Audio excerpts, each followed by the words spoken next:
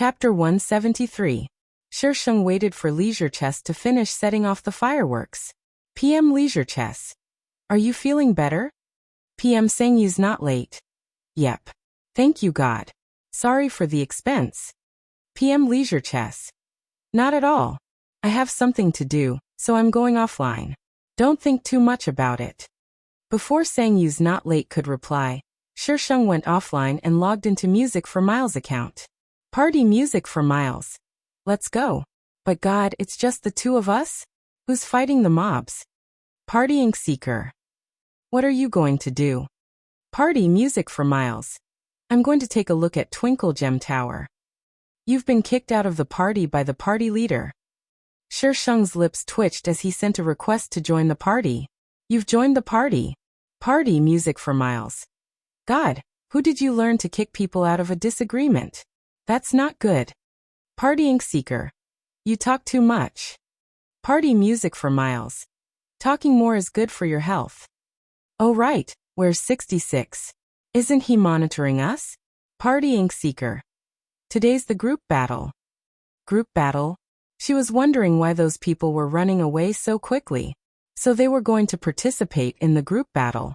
The first group battle was bound to have a bug, so it was normal that GM66 didn't have time to monitor them. Party Music for Miles. Then let's go hack Twinkle Gem Tower. Partying Seeker. Everyone's attention was on the group battle, but she was secretly planning to hack Twinkle Gem Tower.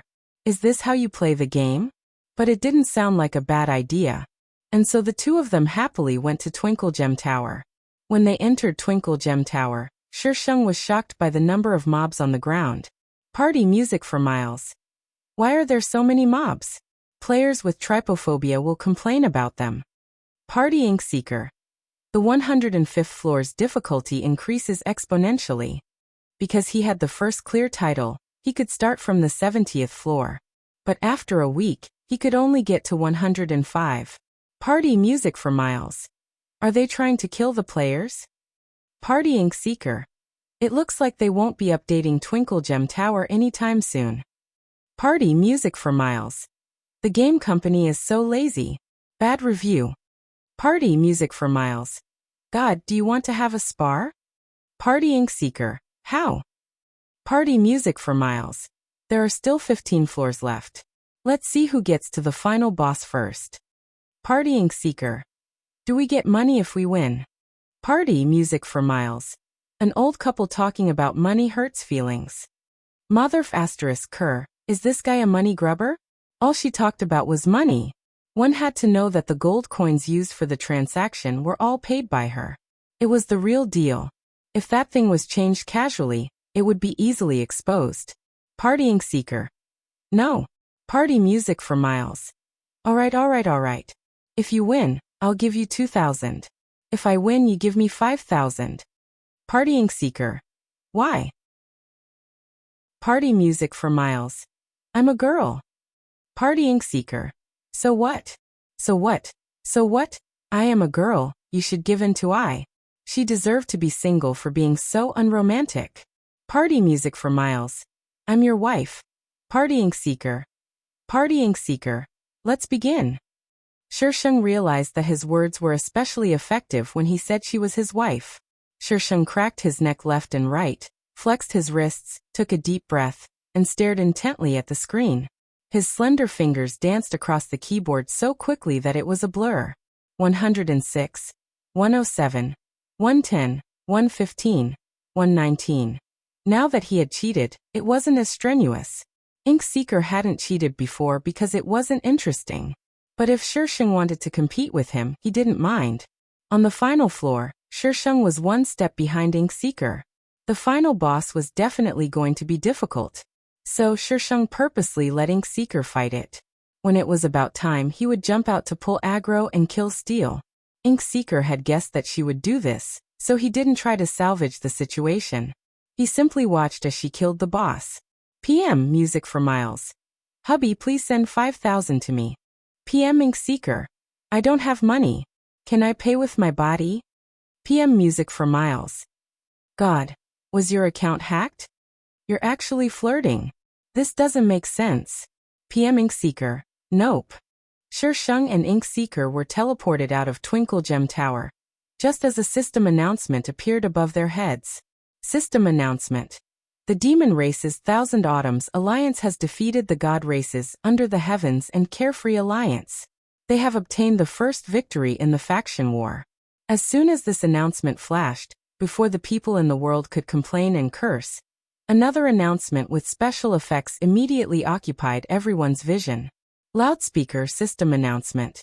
Congratulations to the party led by player Ink Seeker for clearing Twinkle Gem Tower's 120th floor. They have been rewarded with the title Peerless Under the Heavens. Shirshing only had one reaction when he saw the announcement. Stingy. There was only one title. World. Holy shit. Are my eyes playing tricks on me? Why does it seem like Ink Seeker Great God was killed by the system? World. Wine between my legs and butt itches. Twinkle Gem Tower. 120th floor. Ink Seeker Great God is going to die. World. Lightly dancing. Don't you guys find this ironic? Whenever something happened in Drunkflower Den, Music for Miles would spam the system announcement. Thousand Autumns had just won the faction war, only to be slapped in the face by Ink Seeker. Was this couple really not a part of the game? World. Just watching shows. What Pian Pian said makes sense. World. Rolling calf. Sure, the game company has cat biscuits. Even if they do, this isn't how they play. World. Not empty fog. Sangyu's not late. Why are you playing dead? You're blaming Music for Miles for losing the city war, and now you're blaming us for losing the faction war. Do you really think you're all that just because you're the guild master? If you weren't the guild master, you wouldn't have been able to become the guild master. A message suddenly popped up in the world chat, and the people discussing Sure Shung and Ink Seeker immediately fell silent. World. Windwalking the world. World. Not empty fog. Windwalking. If you like her, just say so. Why do you have to help her in such a roundabout way? Do you think she'll be grateful to you? World. Not empty fog. Before the faction war, she was setting off fireworks with idle chests at Returning Dream. When the guild master wasn't there, as the guild master, she didn't plan a strategy and instead went to have fun with him. Now that we've lost, she's blaming us. Where did she get her confidence from? World. Not empty fog. I won't say anything else. When the guild master was there, he doted on her. No matter what she did, she would think she was all that because the guild master was there to clean up after her. She didn't have the ability, but she didn't listen to our opinions and acted on her own. Who does she think she is? Not empty fog was one of the founding members of Drunkflower Denver. In the past, Sure Shung had fought with him before. He was a rather decent person who listened to Li Suo. This time, even he had exploded. It was enough to see how infuriating Sangyu's Not Late's actions were. To clarify, she had brought Sangyu's Not Late to set off fireworks, and she didn't remember that there was a faction war afterwards. If she knew, she would definitely bring Sangyu's Not Late to set off fireworks for a while longer. Asterisk. Good morning, little darlings, come on, let's hurt each other. Use your votes to kill me. Chapter 174. World. Snowfall Undermoon. So Big Brother Wine Force really likes Sangyu's Not Late. I'm so sad. World of asterisk CK. Misty empty fog. Calm down. What's going on? Explain yourself. The side that lost the faction war would be punished regardless of whether they participated or not. So there were quite a few gods who wanted to know what happened. World. Windsong Undermoon. Godly Tycoon. Hurry up and take your wife back to take her medicine. World. Godly Tycoon. She's finished her medicine. I'll take her out to buy some. World. Snowfall Undermoon. I'm not sick. I'm not taking medicine. World. Music for Miles. Normally, people who are sick will say that they're not sick. Princess Snowfall, I think you're seriously sick. World. Just watching shows. Undermoon, don't go off topic. Ink Seeker. Great God, can you tie up your wife? At such an important time, these people actually dared to come out and cause trouble. Do they have any self-awareness as a member of the Gods faction? System announcement. Player Music for Miles has placed a bounty of 100 gold on just watching shows. Limited to 24 hours. World. Music for Miles. Think carefully before you speak. What do you mean tie me up properly? Do you think I'm a dog? F***CK. World just watching shows. I've never seen her flip out before. World Misty Empty. Sangyu's not late only returned at the end of the faction war today. We've already made our arrangements, but when she told us to listen to her, our arrangements were all overturned. She's the guildmaster. Without her, we can't fight the faction war. She's been in command before, so everyone trusts her and listens to her arrangements. A few of us elders objected, but we were all suppressed by her. World Misty Empty. In the end, we lost the faction war. She even pushed the blame to us, saying that we didn't stop her even though we knew it wouldn't work. I laughed and I didn't stop her? Do you want me to hold a knife to I's neck? World Clear Road. I'm not slandering Sangyu's not late. I used to think that she was a pretty good girl. But ever since she got together with Guildmaster, she's completely changed. World Music for Miles. Women are fickle. World Green Flower on Sauerkraut. Music for Miles. World Music for Miles. Emerald Flower, do you want to experience the luxury package of being hunted down? World Just Watching Shows. Chuihua, you still haven't learned your lesson. Look at me. This girl would post a bounty if she didn't agree with him. If he didn't agree with her, he would immediately issue a kill order. The world of the rich was so simple and crude. World Foggy Not Kong. Sangyu Fiwen, don't play dead. If you have the ability, go to the world channel and explain it clearly. When the guild leader comes back, everyone can be a witness. World Windwalking the World. Wu Feikong, do you have to make things so ugly? World Foggy Unclear. Windforce, it's not that I want to make things ugly, but you were there just now. What did she say? Forget it, there's no point in talking to you. World Livestream. Why are they all from Drunkflower Den? Where are the people from World Alliance? Tell me what happened. World Ages. And here I thought that 4Cs and Li Sua were only capable of this. I didn't think that there would be a woman messing things up. Our Ages Alliance won't take advantage of you in today's group battle. We'll decide the winner next time. World Ink Seeker, retard. World Ages. Retard my ass. Just you wait, Ink Seeker I. World 4Cs 8 lands. We tried our best. Although the people from World Alliance were sullen, they didn't go to the World Channel to make a scene. For C's and 8 lands methods were not ordinary. World Windleaning. Ink Seeker Dashin has learned bad things from Music for Miles. He's starting to squander. World Music for Miles. I'm innocent. Please don't blame me. I won't take the blame. After that, the thread went off the rails. Other than a few people complaining, no one talked about the group battle in the World Channel. These people were probably talking about it in private. After all, it wasn't something to be proud of. Shisheng secretly logged into Idle Chess's account. He glanced at Sangyu's not late's location. She was actually in Langya Ridge. PM Idle Chess. I just logged in. Are you okay? PM Sangyu's not late. I'm fine. Shisheng didn't reply. After about a minute, Sangyu's not late messaged him. PM Sangyu's not late. Do you also think that I'm the reason you lost the group battle? PM Idle Chess. I believe you. PM Sangyu's not late. Thank you. PM Idle Chess. I'll bring you to a dungeon. Out of sight, out of mind. Sangyu's not late hesitated for a moment, but still agreed in the end. Shisheng brought Sangyu's not late into the dungeon. As they fought monsters, they split the loot from Twinkle Gem Tower with Ink Seeker. Although Twinkle Gem Tower only announced one title, it dropped quite a few items. The two of them directly called Call Me Profiteer over. Party Call Me Profiteer. Ink Seeker Dashin Music Dashin. You guys are so lucky. These items are all top tier. Party Music for Miles. Don't talk nonsense. Just pay up. Party Call Me Profiteer. He was even more violent than Ink Seeker Dashin. Party Call Me Profiteer. I don't have that much right now. Wait a moment. I'll open a Smuff account.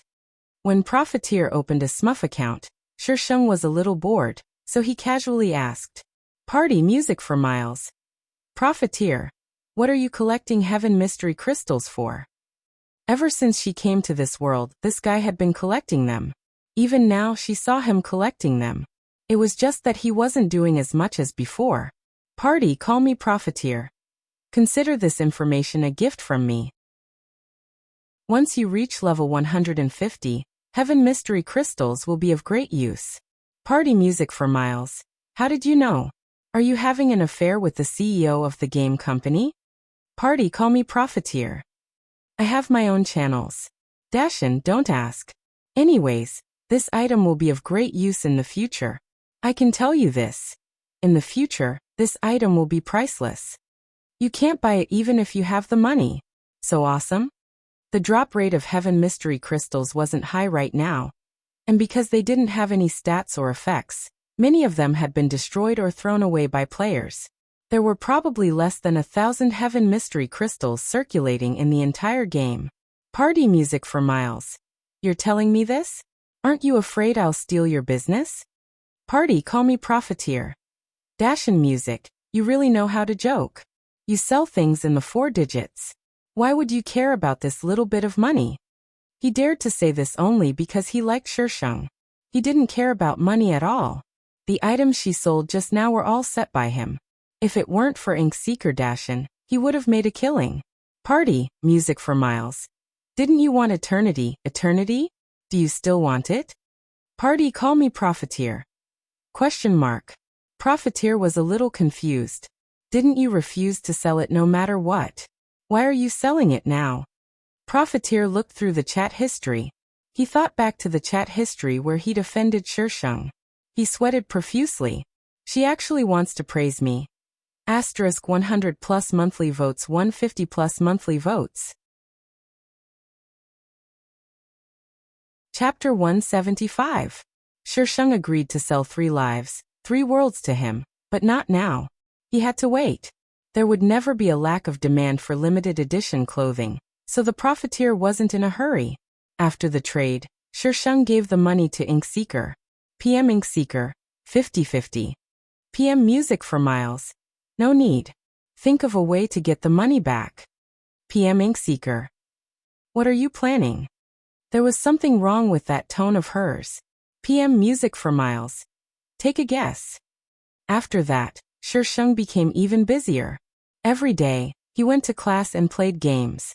Practically all of his free time was taken up. Li Sua's account had already been found. The incident with the group wars had caused a rift between him and his brothers. Even his relationship with Sangyu's not late had become problematic. Shisheng would always appear when Sangyu needed him.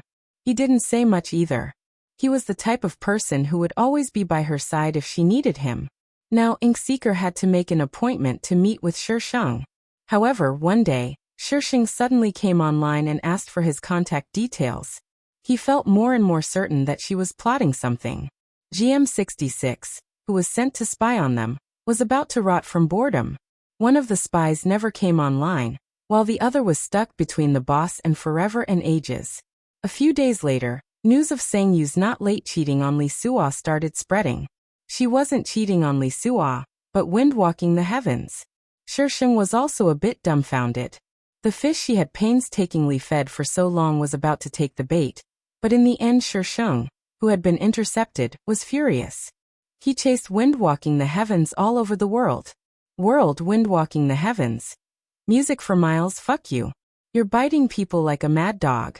Beep. World windwalking the heavens. System announcement. Player music for Miles has placed a bounty of 250 gold on windwalking the heavens. Limited to 24 hours. World Harry's Noble Deer.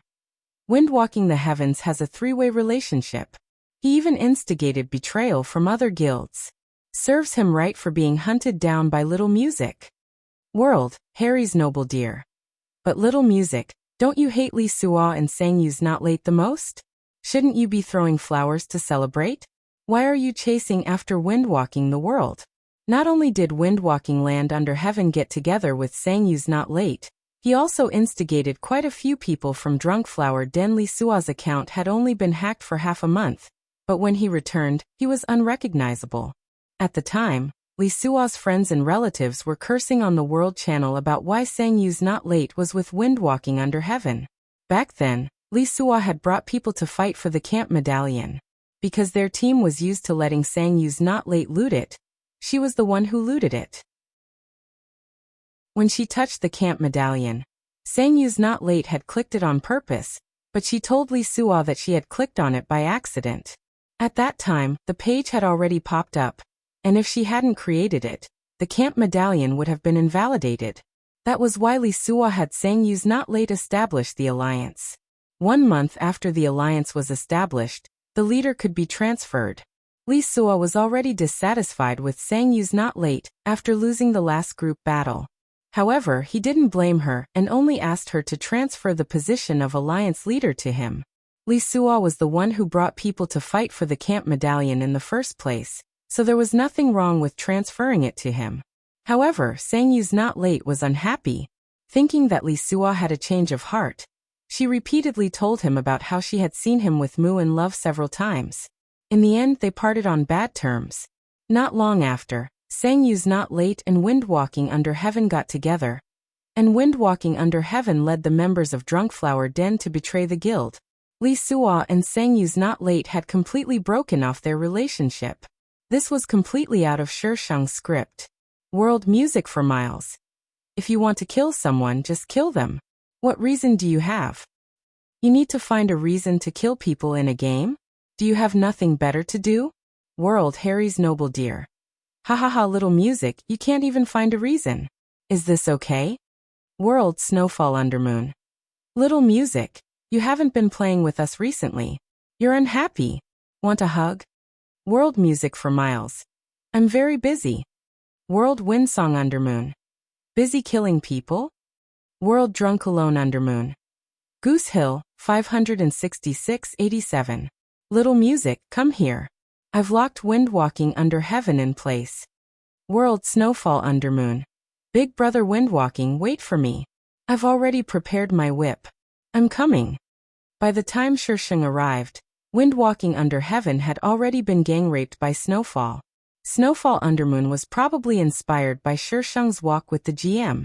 Right now, he was having a lot of fun with the item sponsored by Godly Tycoon. There was an item that could take off a player's clothes, leaving them with only their underwear. It could also make the player assume all sorts of poses. Windwalking Under Heaven cursed in the World Channel, but to no avail. Area Snowfall Undermoon. Little music, why are you chasing after him? Snowfall Undermoon took the time to ask. Area Music for Miles. He stole my woman. Area Windsong Undermoon. Area Inkseeker. Area GM66. Area Drunk Alone Undermoon. Area Crabapple Undermoon. Wasn't Sang Yu's not late the only woman who had a relationship with Windwalking Under Heaven recently? Wasn't she the one who hated Sang Yu the most? How did she suddenly become her woman? In the end, Windwalking Under Heaven was gang raped a few times. GM66 almost couldn't bear to watch any longer. Back then, he was also treated like this. Fortunately, he didn't lose a level.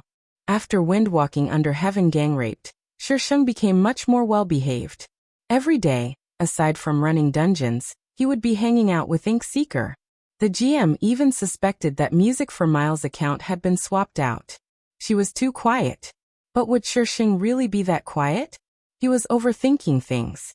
During the second faction war, GM66's heart turned cold when he saw the system announcements popping up one after another. He just knew she was up to no good. She actually revealed the hidden story of the entire game. What the fuck was the point of playing this game? The game company was crying in the toilet. By the time they reacted and tried to stop her, Shisheng's account had already been deleted. There was no way to restore it. According to the player's registration information, they found that person. They discovered that she was a salesperson. She was dog-tired from running errands all day. How could she have the time to play the game? As for Undermoon and the others who were close to Shisheng, they were also interrogated. However, they didn't find anything. They had no idea that Shisheng would do such a thing. Moreover, she ran away immediately after doing it. This didn't fit her character at all. Not running away? If she didn't run away, I would be caught.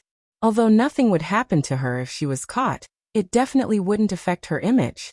Most importantly, there was nothing fun to play in this game anymore. What was the point of staying? As for Shisheng's husband, Inkseeker. Sorry, he also deleted his account. Of course, the account he registered with wasn't his real name. The game company was so angry that they even called the police. However, even a group of professionals couldn't do anything, let alone a group of amateurs. Asterisk, that's right, I'm going to update. Please vote, don't rush me. It's useless. I won't update if you guys rush me. If you want to update, you can do the following. Votes. Monthly votes and recommendation votes tips. 10,000 book coins will update. The next one is the simplest. Just praise me. I'm so shameless. If you don't like it, hit me. Chapter 176. Shisheng uninstalled Mythical Continent from his computer and browsed the web out of boredom. Beep beep. His phone suddenly lit up. It was an unknown number from the same city. Shisheng picked up the phone. No money, but I have insurance. My family is here. Then he quickly hung up. 5 seconds later, the call came again. You have cat biscuits? Where are you from? Do you believe that I'm calling you beats you? A clear male voice came from the other end. It's me, Inkseeker. Shisheng looked at the phone. The number seemed familiar. 3 seconds later, he put the phone back to his ear.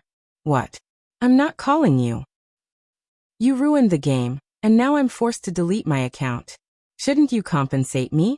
The things you sold in the end were worth tens of thousands, if not 100,000.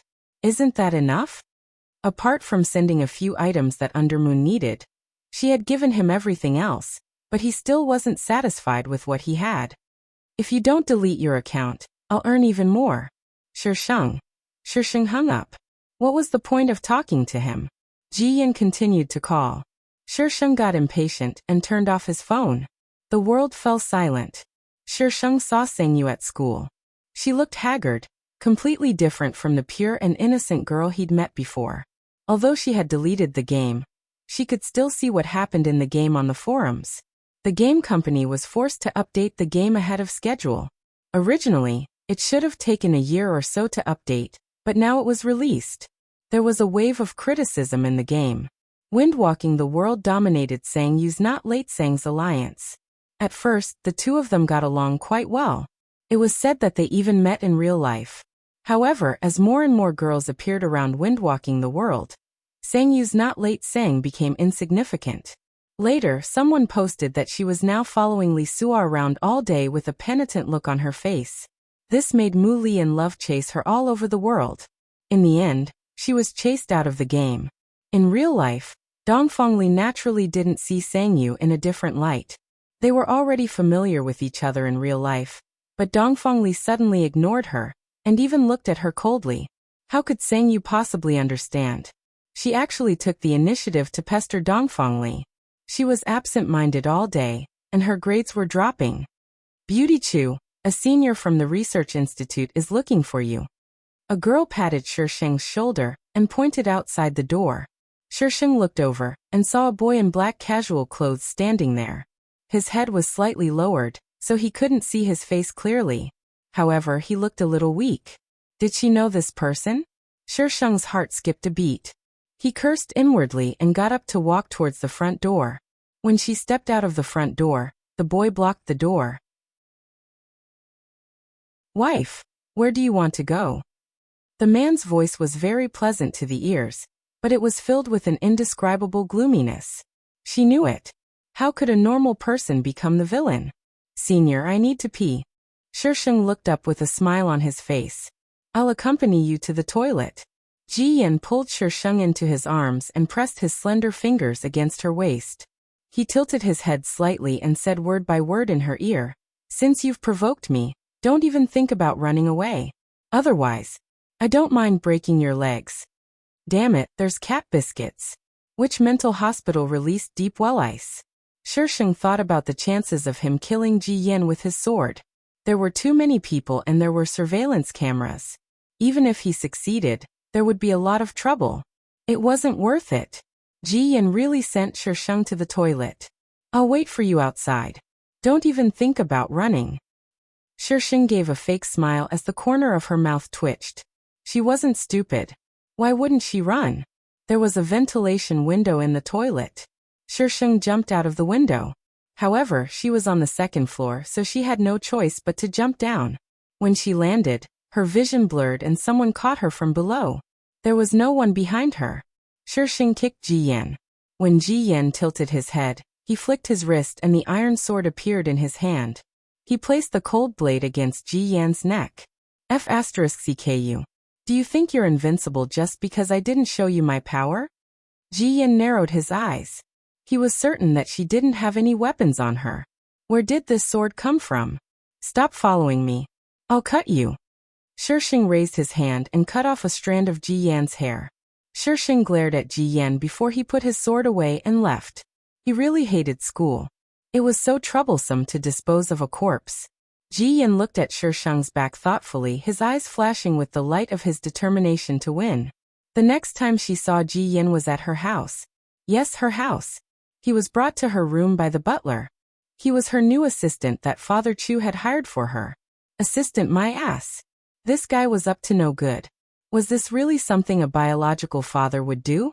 Miss, nice to meet you. Ji Yan smiled meaningfully.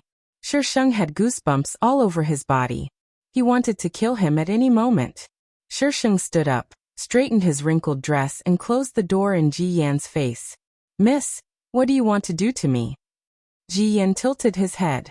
His fair and handsome face was flushed red. Do what you want to do. Shisheng grinned, revealing his white teeth.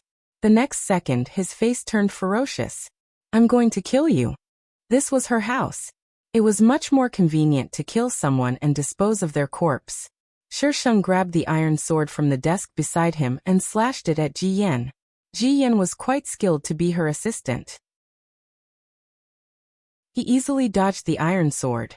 The iron sword hit the desk behind him and split into two. Ji Yan raised his eyebrows. He supported himself on the sofa and jumped behind Shisheng. He hugged her from behind and held her hand that was holding the iron sword with one hand. He whispered in her ear flirtatiously, "It's not good for a girl to play with such a dangerous weapon." Shisheng was furious. However, he was too weak and could not win against Ji Yan.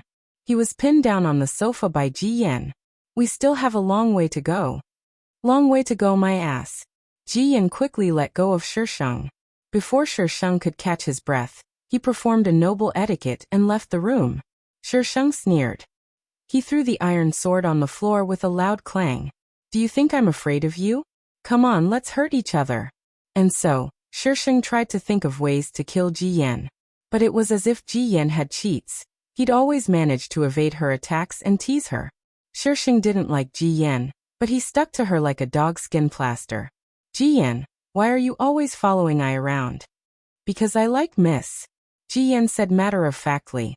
And it's my duty to protect Mississippi, like? Shisheng sneered. What do you like about me? They had only known each other for a short time in real life, but he liked her so much. I like that you're unreasonable. I like that you always want to kill people. Shisheng was speechless. Morning, pleading for votes. Chapter 177. Shisheng quickly swung his iron sword at Ji Yan. Don't think that I will believe him just because he said it nicely. Ji Yan dodged it easily and blew a kiss at Shisheng before jumping down the stairs. After being bullied by Ji Yan, Shisheng started to ruin the game again. Ji Yan knew that she was playing games, so he followed her into the game. Every day he would ruin the game with her, causing chaos in the game. If they failed, they would change to another one. Soon, their name spread in the game world, and they were given the title of Scourge of the Millennium. Whichever game they played, it would definitely become popular. Perhaps because Ji Yan followed Shisheng's lead in the game. Shisheng was not so biased against Ji Yan, but he still disliked him. Miss, there is a banquet today and Sir wants you to go. The butler handed the invitation to Shisheng. Ji Yanli, who was next to him, took the invitation. Shisheng glared at him and snatched the invitation. Engagement banquet? Dongfang Li? Sing you? Shisheng asked 3 questions in a row. These two. How did they get together again? Isn't the plot a little too ridiculous? This could bring the two of them together. Yes, Sir wants you to go out and get some fresh air. The banquet is more relaxing. The butler answered dutifully.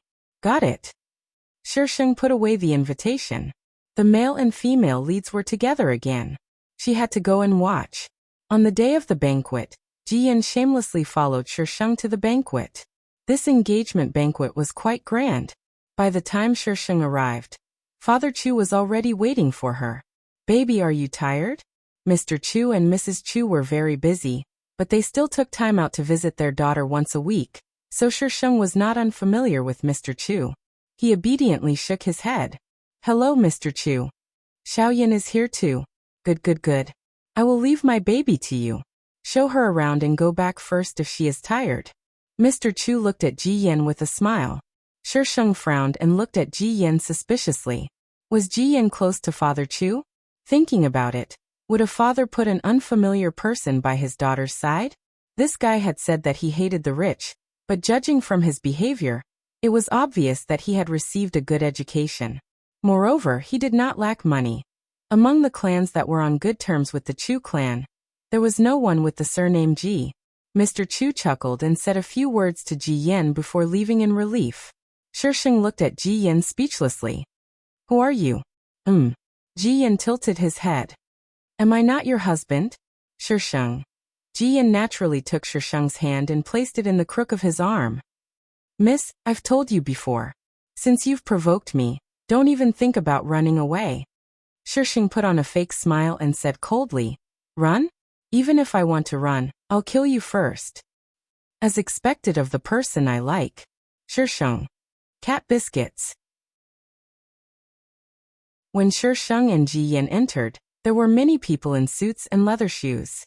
They were talking and laughing, and the scene was very lively. Shisheng's gaze swept across the hall, but he had no impression of anyone. As she walked in, many people looked in her direction. Some guys even wanted to go up and strike up a conversation with her. However, when Ji Yan glanced at them, they immediately gave up on the idea. I'm going to the washroom. Shisheng stuffed the things in his hands into Ji Yan's hands and walked towards the washroom. Ji Yan followed her from a distance. The door to the washroom was ajar.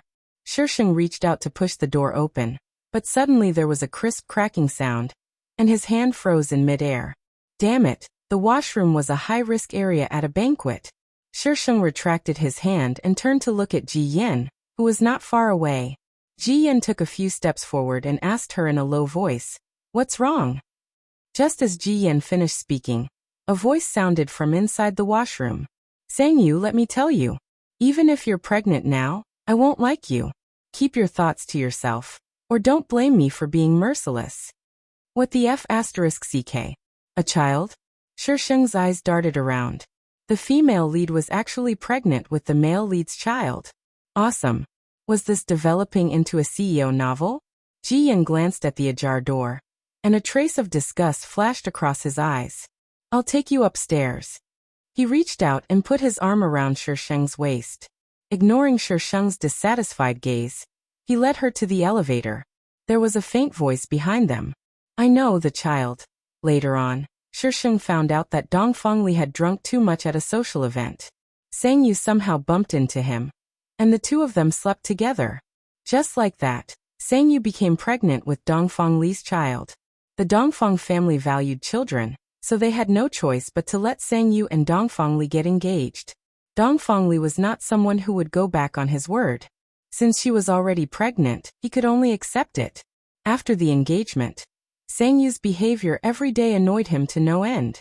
Because she was pregnant, the Dongfeng family let Sangyu recuperate at home and did not let her go to school, so Sangyu was very free every day. Dong Fengli did not come home all day, so how could Sangyu not let her imagination run wild? She called more than 10 times a day to ask about Dong Fengli's whereabouts. It was already a year later when he heard news of Sangyu again. Sangyu's child was not Dong Fengli's biological child. Dong Fengli was cheated on for no reason, and he hated Sangyu to the extreme. Sangyu was chased out of the Dongfeng family, and the Sang family did not like this disgraceful daughter. For a 20-year-old girl to raise a child, her life could be said to be difficult. Not long after, Sangyu threw the child to the orphanage and disappeared.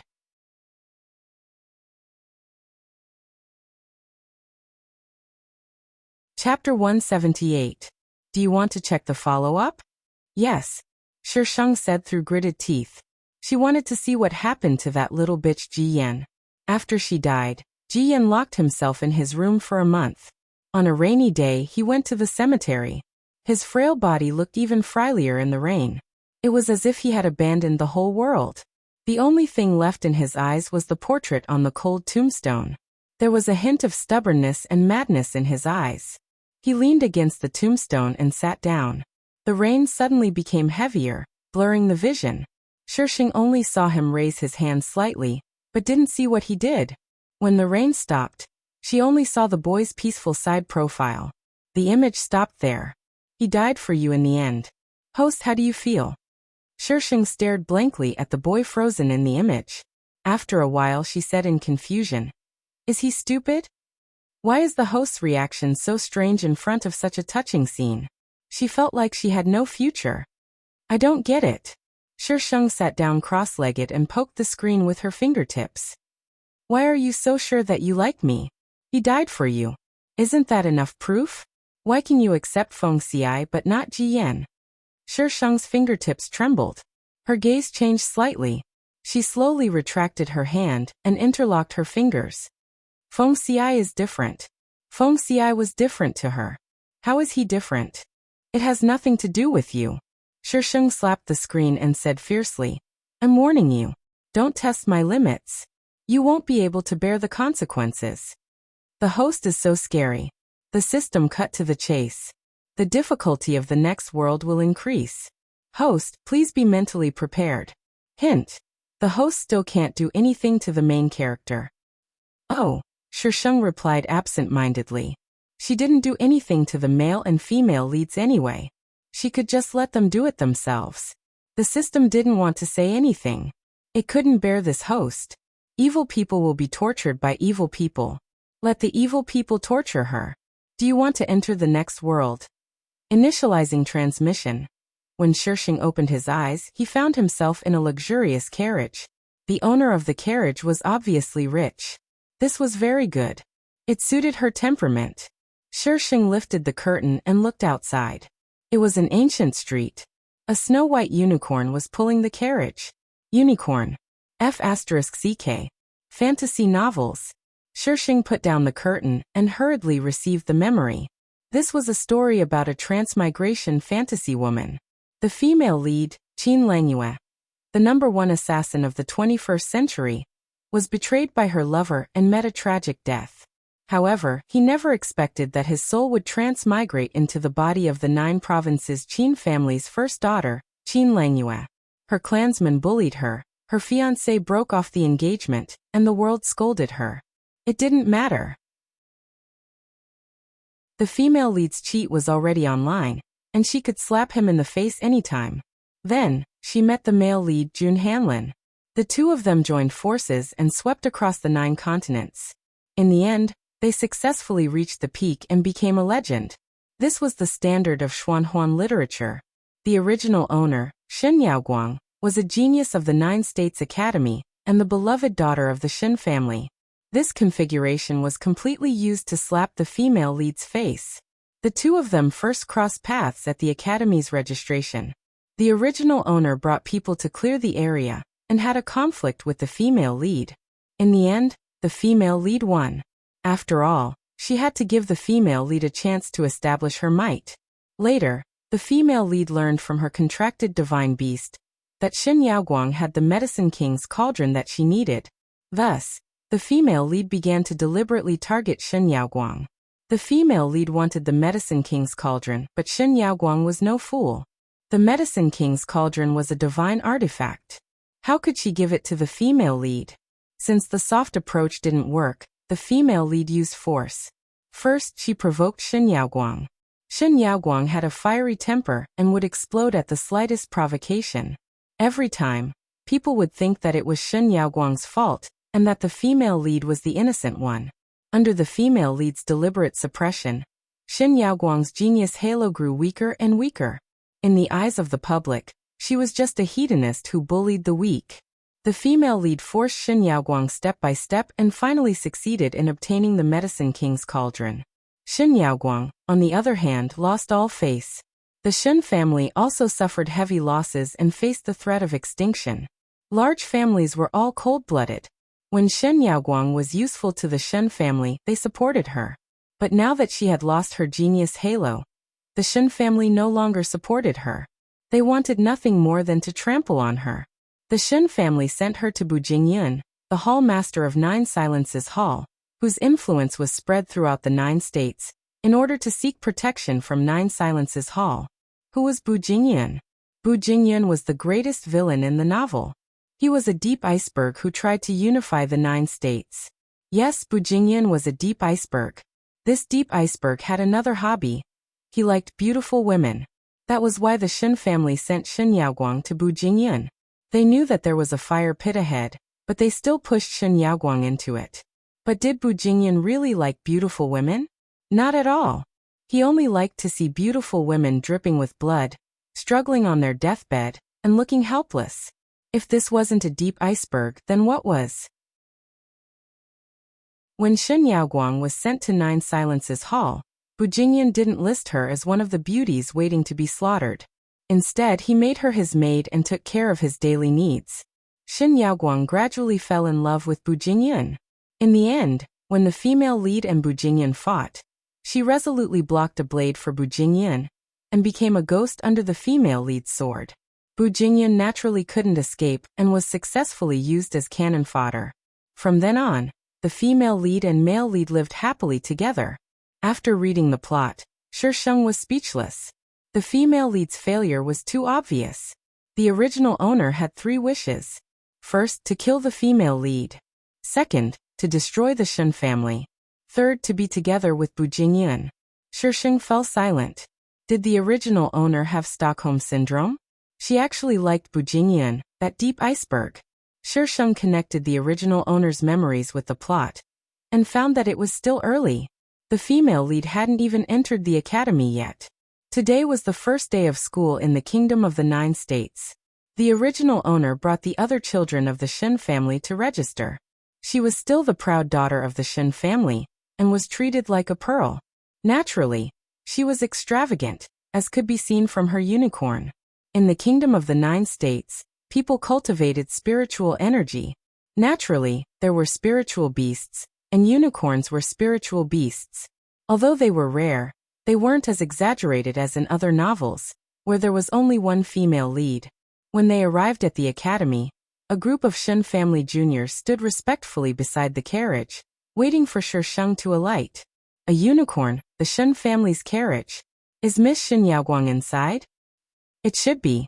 Not only is Miss Shen Yaoguang beautiful, she's also very talented. I heard that Miss Shen is already a 3rd-level spirit king. She's the youngest person to reach that level in the past 100 years. Even the 3rd prince can't compare. Asterisk, please read carefully. I'll only say this once. About the original female and male leads of the novel. Some people said that I was the female lead of the Black Plains, so I wrote at the beginning that the plane Shi Sheng went to was a collapse plane. Look here, collapse, collapse, collapse, collapse. Therefore, the original protagonist's character was already collapsed. Most of the time, the original protagonist's changes were due to Shi Sheng changing the plot. Human nature was never fixed. He could be a good person one second, and a bad person the next. In the end, he would act cute and beg for votes. Chapter 179. The cultivation of spiritual energy in the world of the 9 provinces was similar to that in the cultivation world, but the names and ranks were different. The lowest rank was Spirit Attendant, and above that were Spirit King, Spirit Emperor, Spirit Elder, Spirit Sage, and Spirit Emperor. Each rank was further divided into 7 smaller ranks. Shen Yaoguang was already a 3rd-stage Spirit King at such a young age, which showed how talented she was. Ordinary people could only stay at Spirit King for their entire lives, but Shen Yaoguang was only 14 years old. Her future was limitless. Of course, that was if she didn't meet the female lead. If she met the female lead, she could only be beaten up. No matter how talented she was, she couldn't compare to the female lead. Shi Sheng lifted the curtains and got off the carriage, causing the onlookers to gasp in surprise. Shi Sheng couldn't understand. She was only 14 years old, and her body hadn't even developed yet. How beautiful could she be? These people were just here to give her hate points. Bad reviews. Eldest Mississippi, a young boy with rosy lips and white teeth, walked up with practiced ease. There's too many people here. Do you want me to clear a path? Shisheng glanced at the young boy. Shinjin, a talented member of the branch family. He'd been following Shin Yaoguang around all the time, and had done a lot of things to show off. Clearing the path as soon as he arrived, it was easy for him to gain hate points. Shisheng didn't reply, but Shinjin took it as a yes and waved at the people beside him. The Shin family disciples surrounding her immediately dispersed, and began to clear the path. Sure enough, when they cleared the path to the front, they suddenly started arguing. Shisheng followed the cleared path, and walked over with a haughty posture. Apologized to her. Apologize? Are you kidding me? Do you know who we are? Can a country bumpkin like her accept our apology? That's right. Where did this country bumpkin come from? Not only is she dressed like that, her ears are also bad. How long have we been shouting behind her? This is 9 Provinces Academy. Do you think country bumpkins like you can come here? A young girl with a childlike face coldly glared at the arrogant Shin family disciples. She should be the female lead, Qin Langyue. Behind her was another girl who looked a little timid. She pulled on Qin Langyue and shook her head at her. I won't allow it even if you're the emperor. I'll say this one last time, apologize to her. Qin Langyue's attitude was unyielding, her eyes sharp, and a murderous aura. As expected of someone who had been an assassin. The surrounding people could feel the murderous aura. They couldn't help but feel a little scared and wanted to retreat. It took a while for Shinjin to regain his senses. He looked furious. I'm talking to you nicely, but you're taking advantage of me. Get her away from me. Miss is still waiting. Shinjin's words roused the others from their stupor, and they immediately rushed forward to chase Qin Langyue away. The person at the front suddenly knelt down, followed by the second and the third. This sudden change was something that no one had expected. Apologize. Qin Langyue's voice was loud and clear as she straightened her back. Shinjin's heart was filled with fear, and he retreated a few steps in fear. Why was this woman's aura so terrifying? Shisheng stood behind them with no intention of stepping forward. These people, after the original owner's accident, which one of them didn't hide far away, afraid to be involved with her and get into trouble. Do you know who I am? Because Shinjin was close to Shin Yaoguang, these people were usually respectful when they saw him, so it was understandable that Shinjin would bring out his identity now. But the female lead wouldn't buy it. I don't care who you are. You're the one who bumped into someone, so you have to apologize.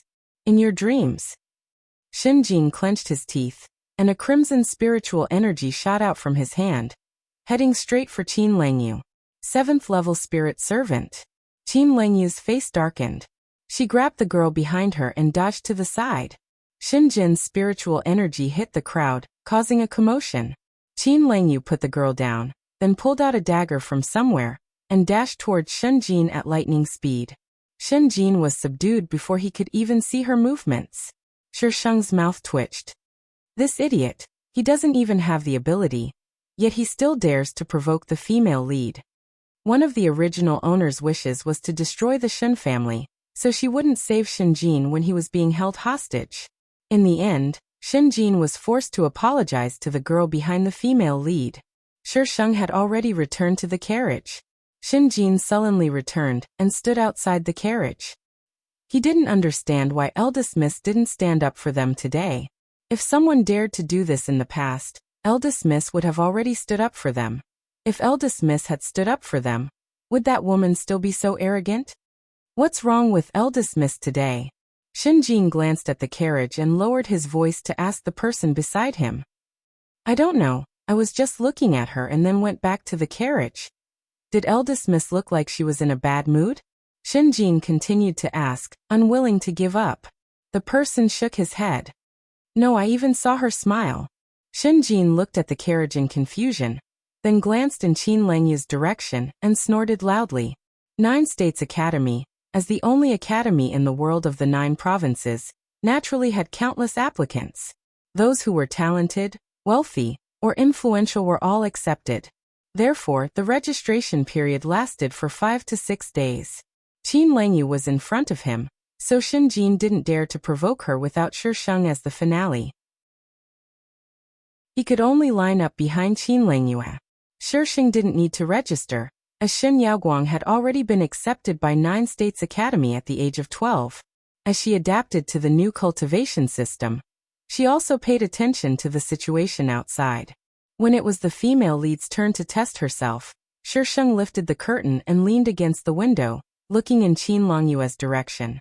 According to the plot, Qin Langyue should be a second-level spirit king at this time, but she deliberately suppressed her strength to that of a spirit attendant. In the plot, if she didn't defeat Shen Yaoguang, it could be said that she was hiding her strength. But now that everyone knew that Shen Yaoguang was a third-level spirit king, she'd suppressed her strength to that of a spirit attendant, causing everyone to think highly of her. But this time, Shi Sheng didn't make a move. Even if she suppressed her strength to that of a spirit attendant, no one would think highly of her. However, reality proved that the female lead was very smart. Without anyone to show off, she didn't suppress her strength as much. First-level spirit king. Heavens, she's a first-level spirit king. No wonder she defeated Shen. That person didn't finish his sentence, but Shen Jin's face still darkened. Eldest miss, should we investigate which family she's from? Shen Jin asked Shi Sheng, trying to curry favor. He didn't have the authority to use his family's resources to investigate a person, but eldest miss could. If you want to know, why don't you just ask her? Shi Sheng glanced at him. Don't use my name to do things in the future. If there's a next time, don't blame me for being impolite. Shen Jin stared blankly at Shi Sheng. Shi Sheng slammed the curtain down and gave an order to the person outside. The carriage turned around and slowly drove out of the crowd. Shen Jin was still in a daze for a long time. What's wrong with eldest miss? Asterisk recommendation votes 3,800. Add more requesting votes. Thank you Chidian readers for your votes. I can't log in, so I can't reply to your enthusiasm. But trust me, I love you Group 1. 4373228871 Full Group 2. 5835788890. Chapter 180. Shi Sheng's abnormal behavior confused the group of people who usually relied on Shen Yaoguang to do whatever they wanted. How sincere could these people be to Shen Yaoguang? The higher a person stood, the more glamorous they were, the fewer people they could trust. This was the normal state of people. When you were on the same level as them, they could easily treat you as a friend and confidant. However, when you were a head above them, they would feel injustice, jealousy, and envy. Shen Yaoguang finally understood when she was sent out by the Shen family. Shi Sheng looked at the furnace in his hand and was a little worried. This thing was the Medicine King cauldron? It was black and ugly. How should he deal with it? It was impossible to give it to the female lead, but she had no use for it. Refining pills herself? Don't joke, she wouldn't do such a tiring job. There was no shortage of low-level pills in the 9 regions, but high-level pills were priceless. Because the female lead obtained the Medicine King cauldron, she was able to refine high-level pills and win over a lot of people. Shi Sheng thought for a while but couldn't think of a way to deal with the Medicine King cauldron. In the end, he could only put it aside and wait until he thought of something. The female lead's strength was at first-level Spirit King and she was young, so she attracted a lot of attention. Before she even entered the school, several mentors were fighting over her. In the end, the female lead chose Zhongxi. The female lead in the story also chose the same. This mentor's identity was not simple. He was the vice president of the Alchemy Guild. Shi Sheng's mentor was Yi Tiannan, a very weird guy. There was no hidden plot, he was just a guy. Fortunately, he had some skills, but this guy and Zhongxi didn't see eye to eye, so he would be miserably played by the female lead later. Yaoguang, you're here. Just in time, I'm going to teach the new students. Come with me. As soon as Shi Sheng stepped into Yi Tiannan's territory, he heard a despicable voice. What am I going to do? Torture them? Shi Sheng didn't want to answer, but when he thought of this guy ignoring him, he became more and more excited. Shi Sheng still replied, Yaoguang isn't cute at all. How can you abuse them? Yi Tiannan corrected in disapproval. We're going to educate them. In the end, he said excitedly, I heard that Zhong Shixin's new disciple is also here. I have to go and educate him properly. The corner of Shisheng's mouth twitched. This weird hooligan deserved to be cannon fodder. How dare he teach the female lead a lesson? Didn't he know that the female lead had her own alarm system? In the end, Shisheng was dragged to the square by Yi Tiannan. When new students entered the academy, there would be instructors taking turns to teach them the things to pay attention to in the academy. Today was Yi Tiannan's turn. Other than Yi Tiannan's appearance being a bit sloppy, with his hair cut and beard trimmed, he was actually quite a good-looking uncle. Unfortunately, he was now a burly man. After Yi Tiannan had finished explaining the things they needed to pay attention to, he immediately organized everyone to spar. Qin Langyue, come and spar with our Yaoguang. It's about time. Hobo Uncle immediately revealed his intentions and stared at Qin Langyue with malicious intent. A trace of disgust flashed across Qin Langyue's eyes. She probably thought that Hobo Uncle had taken a liking to her beauty. Clearly, Qin Langyue was overthinking things. Hobo Uncle was currently thinking of how to have his own disciple torture his rival's disciple. Qin Langyue looked at Shisheng and frowned. Teacher, senior sister Yaoguang is already a third-level spirit king. I'm only a first-level spirit king. I'm definitely not her match. She knew that Shen Yaoguang was the most famous genius in the academy. She was about the same age as her, only a third-level spirit king.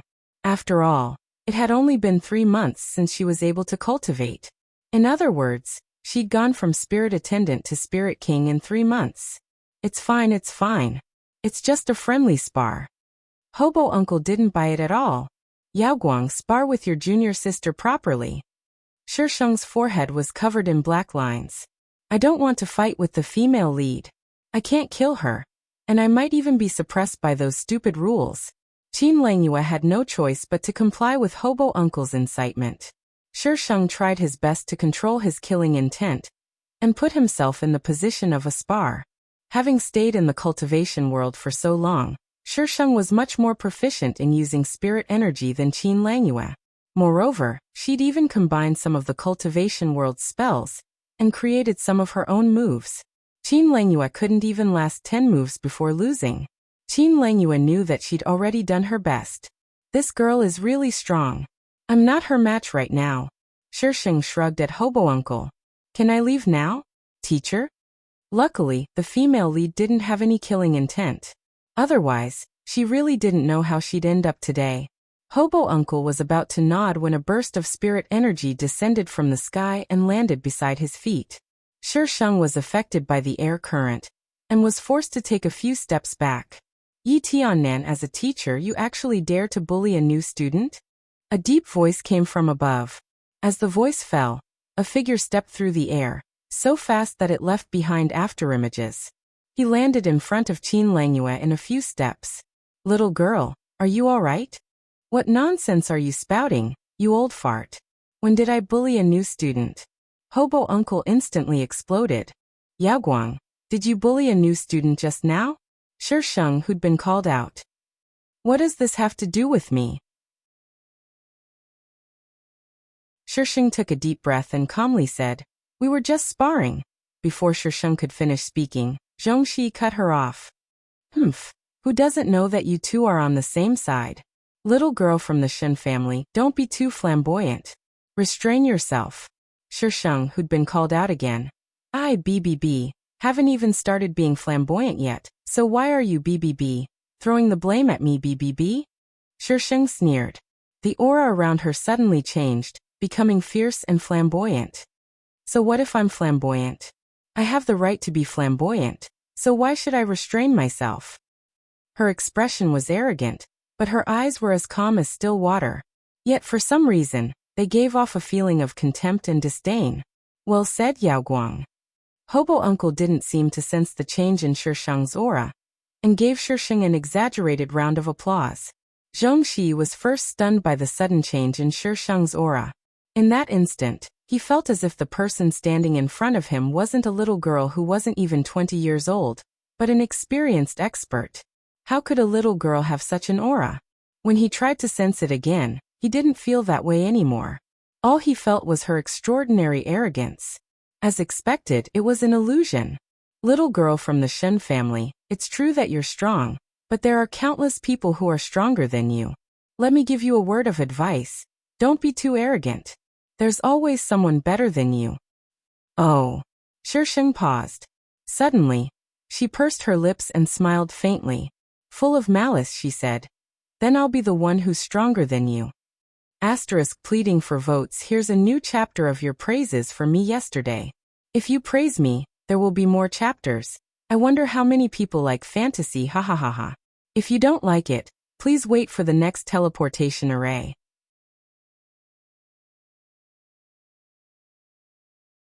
Chapter 181. Heaven Beyond Heaven? Outsiders? Zhongxi had completely lost his patience with this arrogant girl. Does she think that being a heaven beyond heaven is something she can just talk about?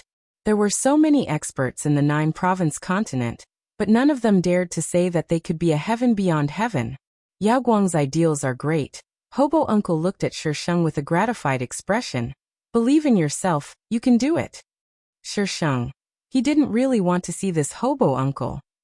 Yi Tiannan, you'll teach her to be useless sooner or later. Zhongxi disagreed with Yi Tiannan's teaching methods. Even if he didn't teach her to be useless, she would still be someone who didn't know how to restrain herself. In the 9-province continent, those who didn't know how to restrain themselves didn't live long. Old fart, mind your own business. How I teach her is my business. Hobo uncle snorted. You don't know what's good for you. Zhongxi snorted and turned to Qin Langyue.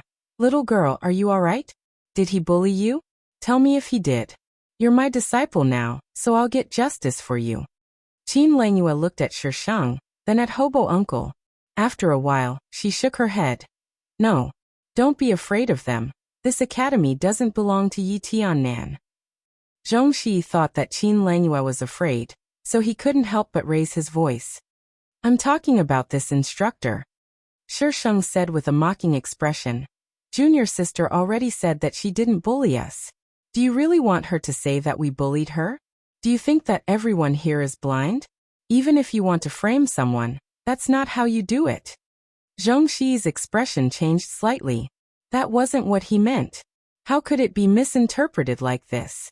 For a moment, the new student didn't know whether to testify for Shisheng or remain silent.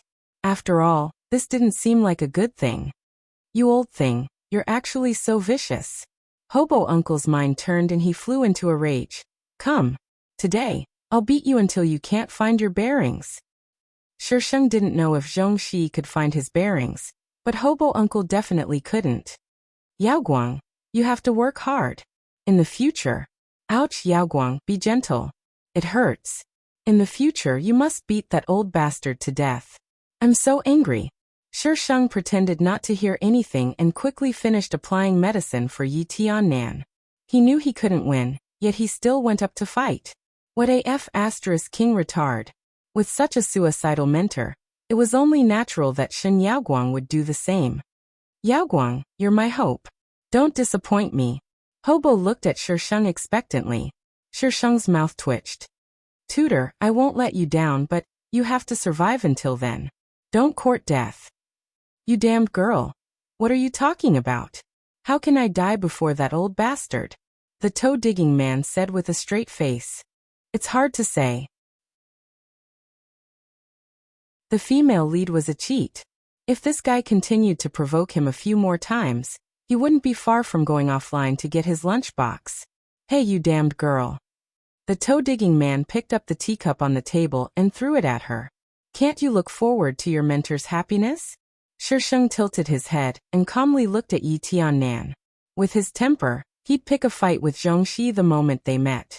Shisheng swallowed his saliva at the sight of the toe-digging man and swallowed his sarcastic words.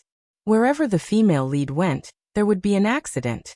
Shisheng had just left Yi Tiannan's room when he heard someone say that Qin Langyue and the third prince had met.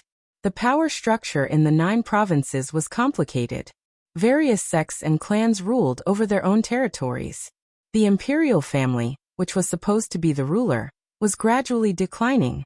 In the past 100 years, The imperial family hadn't had a single prince with good talent. The imperial family's status was in jeopardy. Just as the imperial family was in a state of panic, the third prince was born. His talent was on par with Shen Yaoguang's, so they were called the Golden Couple. However, the third prince had a marriage contract with Qin Langyue. How could a genius like him marry an idiot? Now that he saw Qin Langyue at the academy, how could he swallow his anger? Yes, their marriage contract hadn't been annulled yet. The news of Qin Langyue being a first-level spirit king had been suppressed by Zhongxi, so it hadn't reached the third prince's ears yet. When Shisheng arrived at the scene of the incident, he was already surrounded by many people. A few girls standing in front of her were discussing the matter with looks of disdain and jealousy. So she's Qin Langyue?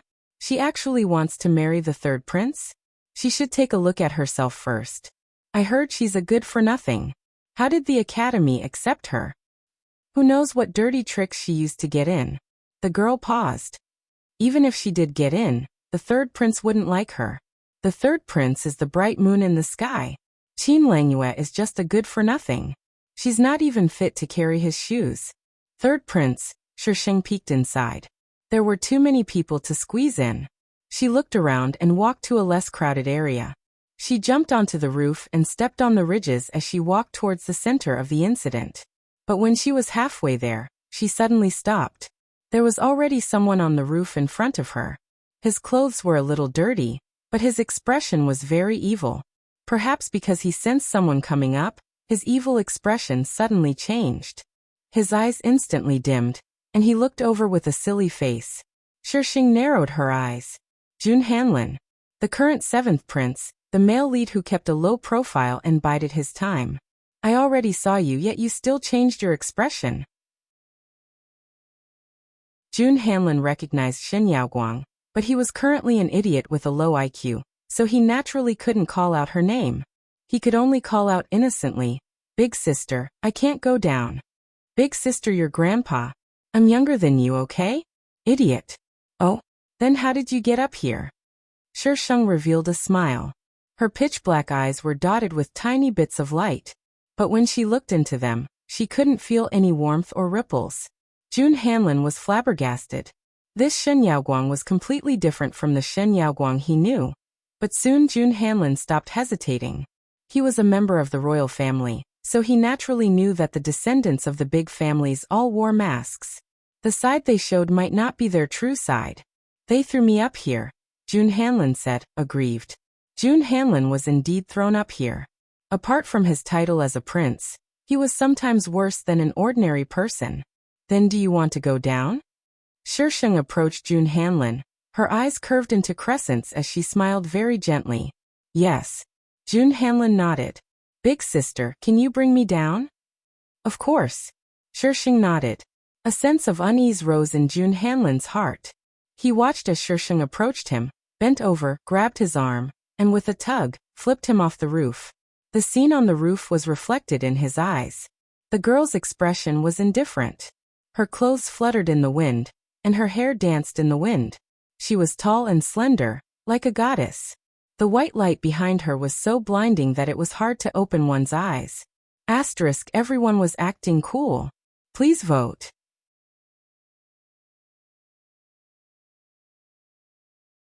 Chapter 182. Host, why do you have to attract so much hatred? The system couldn't help but ask. Can't she just quietly complete a mission? Life can't be too peaceful. Because then you won't be able to act cool, right? I'd rather keep quiet. It's better to be a cold and aloof system. Sooner or later, I'll be angered to death by my host. Thump. Jun Hanlin crashed into the crowd and landed in front of the female lead. With so many people around, he couldn't even raise his head to look at the ceiling, so he could only pretend to cry out in pain. Seventh brother. How did you? The third prince pointed upwards, unable to hold back his laughter. How did you fall from the sky? Is this the so-called heaven-sent match? Seventh brother and eldest Miss Qin really are a perfect match. The crowd burst into laughter at the third prince's words, and all sorts of malicious gazes fell on Jun Hanlin and Qin Langyue. No one cared about why Jun Hanlin had fallen from the sky. An idiot and an idiot, a perfect match. Don't you think so, everyone? Qin Langyue coldly glared at the crowd, her eyes filled with killing intent. At that moment, she felt a weight on her clothes. Someone was hugging her legs. Ouch, ouch, ouch, don't hit me. Jun Hanlin hugged Qin Langyue tightly. Seventh brother, you're so impatient. Ha ha ha, don't worry, this prince will fulfill your wish. I'll go to the palace and ask Imperial Father to annul my engagement with eldest Miss Qin. The third prince had been worrying about finding a good excuse. This engagement had been set by the late emperor, so he didn't dare to ask Imperial Father for help without a good reason. But now, what if the seventh prince and Qin Langyue were having an affair? Qin Langyue cursed inwardly when she heard the third prince's words. She wanted to annul the engagement, but she had to be the one to say it. However, the third prince didn't give her a chance to speak, and hurriedly left with his entourage. The crowd kicked the third prince while he was down before dispersing. Jun Hanlin was still hugging Qin Langyue tightly. Shisheng clicked his tongue twice. He could only sigh at Lord Plotline's power. Just a single opportunity, and the male and female leads were bound together. She didn't know what method the third prince used, but he really broke off the engagement and transferred it to Jun Hanlin. Jun Hanlin was someone who had endured humiliation for so many years, so he naturally wouldn't object to it. Ever since someone told him that Qin Langyue was his future wife, he'd been following her around all day. In the plot, when they met, the male lead wasn't an idiot. So without knowing that the male lead was actually normal, how could the female lead fall in love with the male lead? No. Go away. You beasts will die a horrible death. Ah. Go away, let go of me, let go of me.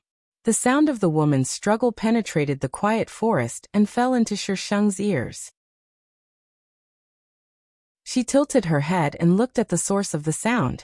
Under a tree not far away, 2 or 3 youths were holding down a young girl, laughing as they tore off her clothes. The girl looked somewhat familiar. Shisheng thought for a while before matching her with the girl Qin Langyue had protected on the day of the academy's registration. If I remember correctly, her name was Qin Kuei, a branch family member of the Qin family. Qin Langyue had brought her along because she'd always treated Qin Langyue well. Ugh. This scene seemed to be about Qin Kuei being humiliated to death, and Qin Langyue going berserk and punishing the group of debauches. Shisheng changed his position and propped up his chin as he watched the atrocity below. There was no sympathy or schadenfreude in his dark eyes, only a calm as still water. The girl's cries grew softer and softer, and eventually, there was no more sound. The debauches realized that something was amiss. They examined the girl's corpse, which was still lingering on despite her already dead body. In the end, they left the girl covered in stains and bruises and swaggered off. Shisheng jumped down from the tree, just as Qin Langyue happened to be running over from the other side. The two of them came face to face. Qin Langyue turned her head, and saw the girl lying on the ground. Her expression changed. Qin Kuei. There was another youth with Qin Langyue. His entire body exuded a cold aura, like a treasured sword. It was Jiang Mu, the female lead's first follower. Shisheng only glanced at him before shifting her gaze away. She turned to leave, but the youth suddenly blocked her path. Shen Yaoguang. Qin Langyue covered the girl's naked body and rushed over murderously. Who did this? Fuck. Female lead, you're awesome. You even dare to call me by my name. Shisheng took a step back, a mocking expression on his face. How would I know who did this? Qin Langyue questioned him loudly. How could you not know that you're here? Did you order someone to do this? I was just passing by. Shisheng's face suddenly revealed a malicious smile. If I had ordered someone to do this, I'd make sure you wouldn't even see the corpse. Qin Langyue's pupils shrank. What's wrong with this Shen Yaoguang? She's so evil. Qin Langyue looked at Qin Kuei, then at Shisheng. She suddenly asked in a stern voice. Did you see everything? I saw everything. The process wasn't very pleasant to look at. Then why didn't you save her? Qin Langyue suddenly lost control of her emotions. You saw everything, so why didn't you save her? She's still so young, she still has a long way to go. You could have saved her with just a few words, so why? What's Shen Yaoguang's status in the academy? Who dares to disobey her? But she didn't save her. Qin Kuei was the only person in this world who had treated her without any reservations. Qin Langyue had already treated her as family. But now, she was being humiliated to death, and there was a person standing in front of her who didn't save her and acted as if it was only right and proper. The corner of Shisheng's lips lifted slightly, forming a beautiful arc. Why should I save her? Why should I save her? Who's Qin Kuei? She's just a stranger. Why should I save her? Saving someone is out of kindness, but not saving someone is out of duty. Is it wrong not to save someone? Moral blackmail means nothing to Shisheng. Not to mention that I don't know Qin Kuei. I won't save her just because she's the female lead's person. Shen Yaoguang. How can you be so ruthless? Qin Langyue clenched her fists tightly as she glared at Shisheng. Traces of hatred could be seen in her eyes. It's all because I didn't save her that Qin Kuei died. So what? Even if you're not ruthless, there'll always be someone more ruthless than you. How can someone like you deserve to be called a genius? Qin Langyue sneered. As expected, none of these people from big families are good.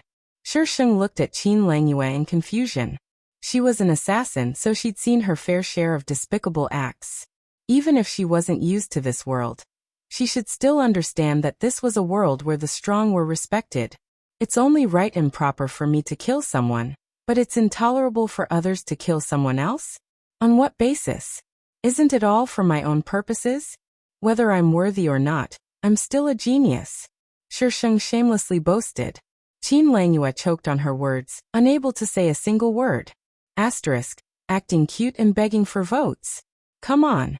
Let's hurt each other. If you throw your votes at me, I'll definitely catch them. Let me touch you guys, ha ha.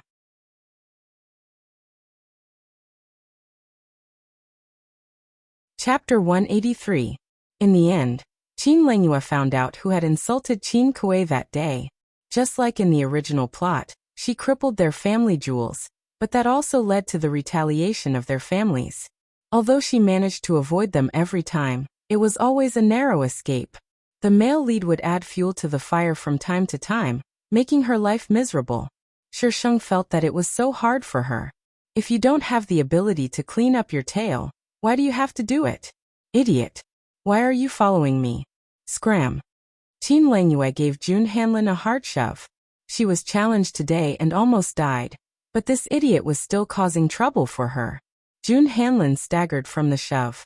Killing intent flashed in his eyes as he lowered his head, but when he raised his head again, he returned to that stupid look. He crawled up from the ground. Wife, don't be angry. I'll help you beat up the bad guys. Qin Langyue was so angry that she laughed. What kind of bad guys can a fool like you beat up? Stop following me. Qin Langyue left with large strides, leaving Jun Hanlin standing alone in the same spot. When Qin Langyue's figure disappeared from his sight, the foolish expression on his face immediately disappeared, replaced by a sharp and cold gaze as he stared in the direction she had left. Oh, you're not pretending to be a fool anymore? Jun Hanlin's heart skipped a beat as he whipped his head around. A few steps away from him, a young girl stood with her arms crossed in front of her chest. Her pink lips were slightly raised, and her eyes were filled with indifference. Flowers complimented people, and people complimented flowers. People were prettier than flowers. It's her. He hadn't even settled the score with her for throwing him off last time, but now she'd delivered herself to his doorstep. So you did know. Jun Hanlin didn't pretend to be a fool. He sized up Shisheng with a wicked look. I didn't expect the eldest miss of the Shen family to be so secretive. Shen Yaoguang isn't secretive at all. Hasn't her trump card always been openly displayed? Why was Shen Yaoguang being praised so much? Firstly, it was because of her innate talent. Secondly, it was because the Shen family was adding fuel to the fire. But the second was the main point. As Shisheng had said, without the Shen family, no matter how talented Shen Yaoguang was, she could only be slaughtered. The Shen family did give Shen Yaoguang capital, but the Shen family had always treated Shen Yaoguang as a commodity. They were constantly calculating her value and how much benefit she could bring to the family. You know your place very well. Jun Hanlin's eyes were full of admiration. He liked women who knew their place. Self-awareness? Sorry, I don't have any. Shisheng sneered. I was talking about the old Shen Yaoguang. I'm not the old Shen Yaoguang who was manipulated by others. Jun Hanlin's gaze instantly turned sharp, and the surrounding temperature dropped inch by inch. What do you think? Shi Sheng's eyelashes fluttered as he said in a clear voice. What do you think the royal family will do if they find out that you're playing dumb? You don't have the ability to go against the royal family yet, do you? Jun Hanlin's heart was beating wildly, but his expression didn't change. Aren't you afraid that I'll kill you to silence you? You're welcome to kill me at any time. Shi Sheng looked like he was asking for a beating. Jun Hanlin's heart was already filled with murderous intent. This woman couldn't be left alive. Just as he was about to make a move, he suddenly heard voices in the distance. Jun Hanlin weighed his options. Xin Yaoguang, you'd better keep your mouth shut. My mouth is on my body. Can you sew it up for me? Shi Sheng continued to provoke him. The voices in the distance were getting closer and closer. Jun Hanlin could only give Shi Sheng a cold warning glare, then quickly ran into the distance and disappeared from Shi Sheng's sight.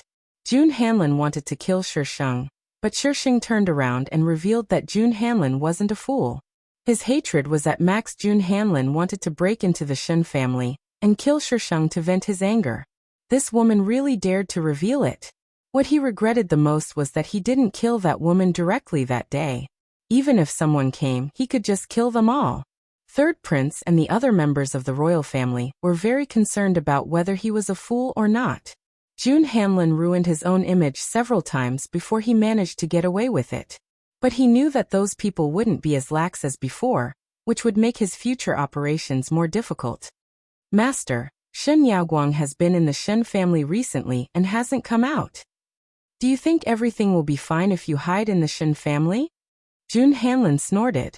He turned around and said to the person kneeling on the ground, the Shen family is too arrogant. Shen Yaoguang, since you use the Shen family as your backing, I'll remove your backing first. That person was stunned at first, then he cupped his hands. This subordinate understands. Jun Hanlin secretly planned to destroy the Shen family and kill Shi Sheng. However, Shi Sheng didn't take it seriously and still hung around the school all day. Probably because she was too bored. She actually started a fight without saying a word. As Shi Sheng's mentor, Yi Tiannan, the big guy, felt very stifled. It was really a strange experience to have to go to the Hall of Penal Law every day to redeem someone. Yaoguang, be a bit more obedient and don't cause trouble for me, okay? The big guy said earnestly. A group of lunatics will be coming in a few days. We have to keep a low profile. Lunatics? What lunatics? Shi Sheng skipped the first part of Yi Tiannan's sentence. Have you heard of Nine Silences Hall? Hey, even a 3-year-old knows about it. You definitely know about it. Shi Sheng. Isn't that the villain's faction? The people of the continent might not know who the ruler of the 9-province continent was, but they definitely didn't know about Bujingyan of Nine Silences Hall. In a few days, people from Nine Silences Hall will be coming to the school. They say it's a spar, but they're actually here to kill. Keep a low profile and don't show your face in the next few days. Otherwise, if that old bastard Zhong Shi makes things difficult for you, even I won't be able to redeem you. Ever since Nine Silences Hall became famous, they would come to the 9-province academy to spar every 3 years. At first, it was really just a spar. However, as Nine Silences Hall grew stronger and stronger, the 9-province academy was beaten to a pulp. Later on, it evolved into Nine Silences Hall's triennial event in the wild. The number of heads and beauties dropped was n times. The 9 provinces academy could only swallow their grievances.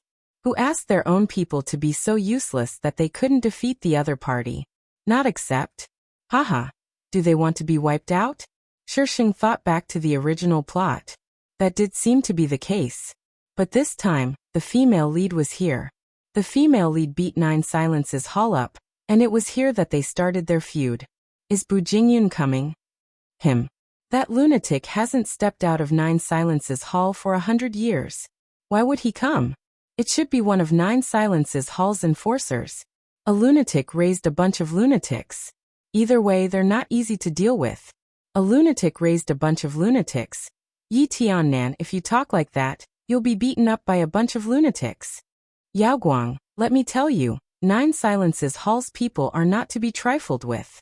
For the next few days, you'd better be a quiet beauty. Shi Sheng. What a trendy guy. She had said this in front of him before so he could use it flexibly. From Yi Tiannan, Shisheng learned a lot of things that weren't in the original plot. Bu Jingyun was only 25 years old when he became famous. 100 years had passed since then. A cultivator's lifespan would increase after breaking through to the Spirit Emperor realm. The average age of a cultivator on the continent was 200 years old. 100 years old was a bit old. Bu Jingyun was still an otaku. Unless Nine Silences Hall was burned to the ground, he would never step out of it. Asterisk, did they vote today?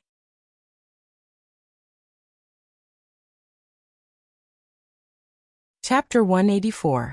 Nine Silences Hall's face-slapping was definitely a big deal, so the Academy expressed its full attention. Shisheng really didn't cause any trouble, but he still made things difficult for her. After receiving the news, Toe-Digging Man immediately went to fight with Zhong Shi, but he was naturally beaten back. Yao Guang, I've let you down. Toe-Digging Man's face was filled with sorrow, as if Shisheng had gone to his death. Oh fine. In their eyes he was indeed going to his death.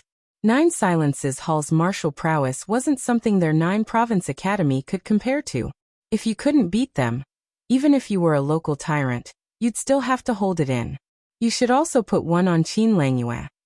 What are you crying for? Every teacher has a quota. Those who are chosen. Haha, just consider yourself unlucky. You can die peacefully. The rest are decided by a collective vote. You've been voted on? Then you can only blame yourself for being unpopular. But Toe-Digging Man looked like a little wife. I've already used up my quota. Shisheng. This idiot. Although Toe-Digging Man didn't vote, Qin Langyue was still voted on by the collective vote, becoming a member of the Suicide Squad. On the day Nine Silences Hall arrived, the entire academy seemed to be immersed in an oppressive mood. The other party was here to slap their faces. Just thinking about it made them unhappy. How could the atmosphere not be oppressive? Shisheng didn't go to the front to watch the show. She was killing people. Kill who?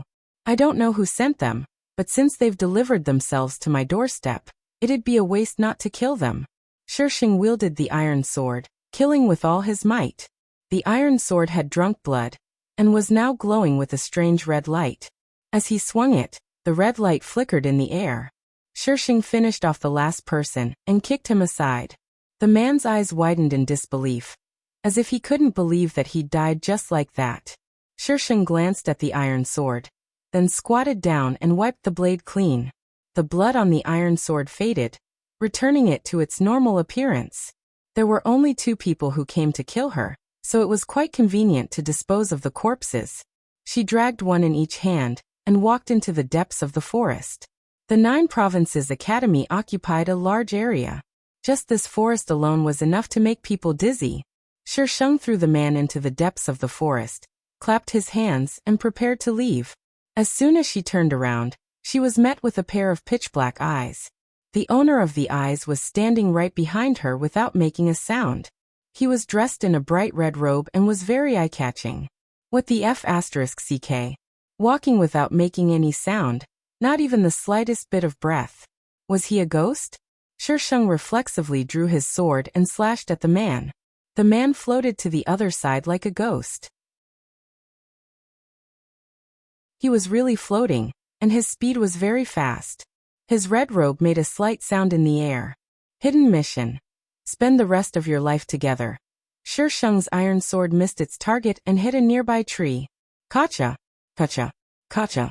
The tree fell down, startling the birds on the treetops and causing them to flutter away. Mission target, Bu Jingyun. Spend the rest of our lives together. Literal meaning. Shisheng did not react. He did not even complain in his heart. The system was a little puzzled, so it asked a question. Host, you're not complaining anymore? I don't feel like complaining today. Shisheng sheathed his sword and glanced at the red figure not far away. He was floating above the 2 corpses she threw away. She watched as he raised his hand. A cloud of white mist floated out of the 2 corpses, and was quickly sucked into his palm. Shisheng. Not only was he a lunatic, but he was also a lunatic who practiced evil arts. What happened to being an otaku? Why was he here? F***ck. Wouldn't she have to raise a lunatic like him in the future? After Bu Jingyan withdrew his hand, the two corpses on the ground quickly turned into dust, leaving only 2 sets of clothes behind. He turned his head and looked at Shisheng. Bu Jingyun's face was so beautiful that it could turn the world upside down. And he was wearing a red robe. If one did not look closely, they would think that he was a great beauty. What are you doing? Shisheng took a step back. Why was this bastard looking at her like she was food? Shisheng tightened his grip on his iron sword. If this bastard dared to move, she would cut him into pieces. Hallmaster? The Hallmaster is here. A few figures appeared out of nowhere and swarmed toward Bu Jingyun. Hallmaster, why are you randomly eating again? Hallmaster, please spit it out. Shisheng was dumbfounded as he watched the few people frantically press down on Bu Jingyun and force the 2 clouds of white mist out of his palm. Such disgraceful behavior should be dragged out and beheaded. However, Bu Jingyun did not react. He simply allowed the people to tidy up his robes. Take them back. Bu Jingyun suddenly pointed a finger at Shisheng. The group of people moved in unison and looked at Shisheng with pity in their eyes. 2 of them approached Shisheng. Miss, it's your fortune to have the Hallmaster looking at you. Don't worry, we'll make it up to your family. Shisheng. She did not want this kind of fortune. Thank you to your entire family. Shisheng raised his iron sword and swung it at them. Take them back. Take them back, my ass. Did they think she was a lab rat? Shisheng was going all out, leaving no room for maneuver. Moreover, her attacks were very tricky. The 2 people were already lying on the ground before they could even see how Shisheng attacked. When there was a disparity in strength, speed was the key to a contest. Shisheng looked at Bu Jingyun sinisterly, then suddenly dashed toward the people around him. The remaining people were shocked. Protect the Hallmaster. There were too many people, and Shisheng's strength could not keep up. She took out a small purple ball that stored lightning, lured the few people to the side, and threw it directly at their feet. Bang! Bang! The ground trembled, startling a flock of birds. Shisheng took the opportunity to sneak to Bu Jingyun's side. He took care of the person guarding Bu Jingyun, then dragged him onto his iron sword and flew out of the forest. Bu Jingyun tried to resist, but before he could do anything, Shisheng pinned him down. Don't move if you're injured. Be careful, or I'll kill you. When those people pinned Bu Jingyun down, she saw that Bu Jingyun wanted to resist, but he did not seem to have the strength. However, he was still able to float, which meant that he was not without cultivation. That meant that he was injured. Bu Jingyun glared at Shisheng. Do you know who I am? I don't care who you are. Right now, I'm going to take you and make you my husband. Be a good boy, or I'll kill you. Shisheng patted Bu Jingyun's cheek. When we get back, I'll feed you some medicine so you don't run around. That's a great idea. I really do like this kind of lawless playing.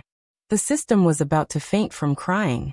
Bu Jingyun had never been so humiliated since he became famous. This woman kept saying that she wanted him to be her husband, but she kept threatening to kill him at the slightest provocation. She even treated him so roughly. Guards, I'm going to chop this woman to death. Yesterday's tips from the babies. Yes, that's right, I'm here to ask for tickets again. I'll roll around, so give me your tickets. I'll roll back and forth.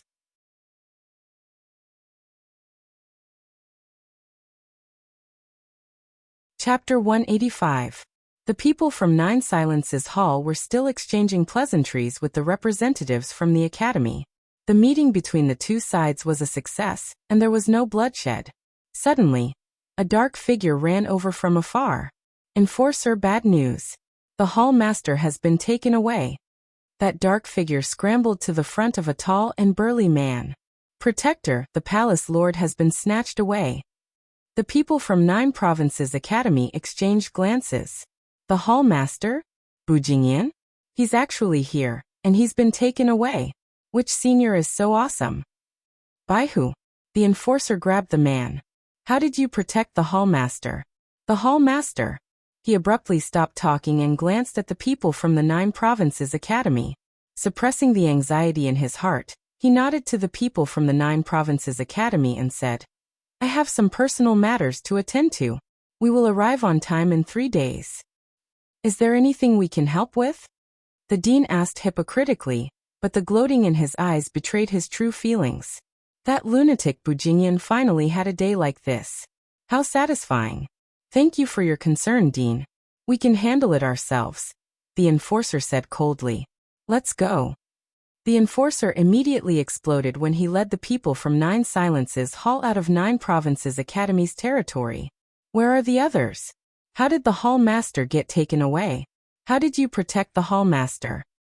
The man was a little confused by the series of questions. What about me? Who took the hall master?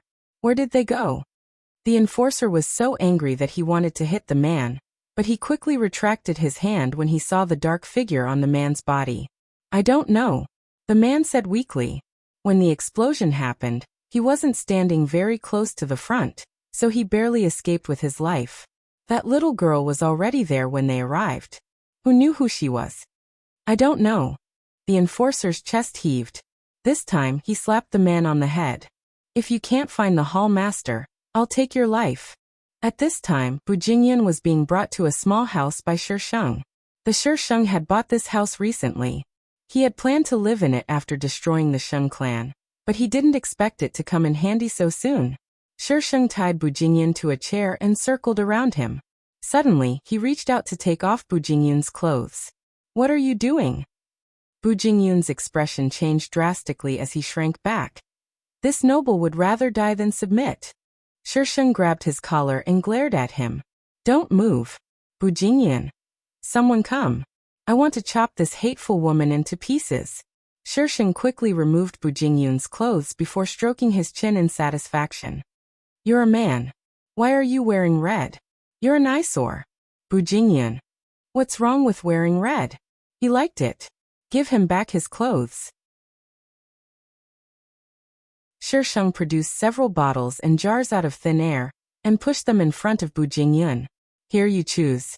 We'll eat whatever you like. Bujingyan glanced at the bottles and jars. Spirit-severing powder, ghost cry pill, heaven underworld, rising from the ashes myriad reincarnation.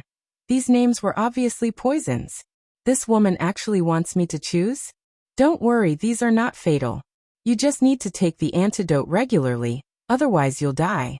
As long as you stay by my side obediently, we can talk about the antidote. Shisheng pushed the bottles and jars in front of Bujingyan again. Choose. Bujingyan took a deep breath and stubbornly turned his head away. I'm not choosing. You're really not choosing? I'm not choosing. When this noble one's army arrives, he'll capture this woman and cut her into 1,000 pieces. Then let's eat together. Shisheng casually picked up a porcelain bottle and uncapped it. Then he pinched Bujingyan's chin and poured the contents into his mouth. Bujingyan was stunned. Why is this woman so unpredictable? Won't I die if I eat all these things together? I definitely will. Bujingyan shook his head. His beautiful face was dyed with an unnatural red, and his eyes were as cold as black jade. I choose. Too late. Shisheng directly poured the contents of the porcelain bottle into Bujingyan's mouth. After making sure that Bujingyan swallowed it, he continued to pour the contents into his mouth. I let you choose but you didn't. Now you want to choose again? You think it's that easy? These poisons may sound vicious, but they're actually not fatal. Eating all of them won't be a big deal. Shisheng released Bujingyan and untied him. Bujingyan clutched his chest and coughed violently. Cough, cough. He tried to spit out the contents, but nothing came out except some saliva. He abruptly raised his head and reached out to strangle Shisheng's neck. Shisheng didn't dodge. Instead, he said arrogantly, Kill me if you don't want to live anymore. Bujingyan's grip tightened slightly. Shisheng felt a little uncomfortable breathing. But the iron sword suddenly appeared out of nowhere and slapped his hand away. Then it pressed down on his neck and forced him to sit down on a chair. Bujingyan. Didn't you say that you'd kill me if I don't want to live anymore? You want to kill me with your current strength? Dream on. Shisheng sheathed his sword and patted Bujingyan's head. Be a good boy. Even if you want this continent, I'll give it to you. These lines. Shouldn't he be the one saying them? Why would a girl say something like that? Bujingyan glanced at Shisheng, then lowered his head and stopped resisting. There was no one else in the house, and Shisheng didn't want to cook, so he had to go out and buy some. Bu Jingyan didn't know if he wanted to run after eating or if he had other plans in mind, but he did whatever Shisheng asked him to do. That night, Shisheng let Bu Jingyan sleep on the bed while he slept on the couch next to him. Shisheng looked at the Medicine King cauldron, then caught sight of Bu Jingyan with his back to her. He jumped off the couch and climbed onto the bed. Bu Jingyan sensed that someone was on the bed. He immediately rolled inwards and looked at Shisheng warily. "What do you want?" Shisheng half knelt on the bed and rolled his eyes inelegantly. "Sir Bu Jingyan, if I really want to do something to you, do you think you can resist? If I really want to do something to you, do you think you can resist?" "Idiot." Bu Jingyan frowned and sat up.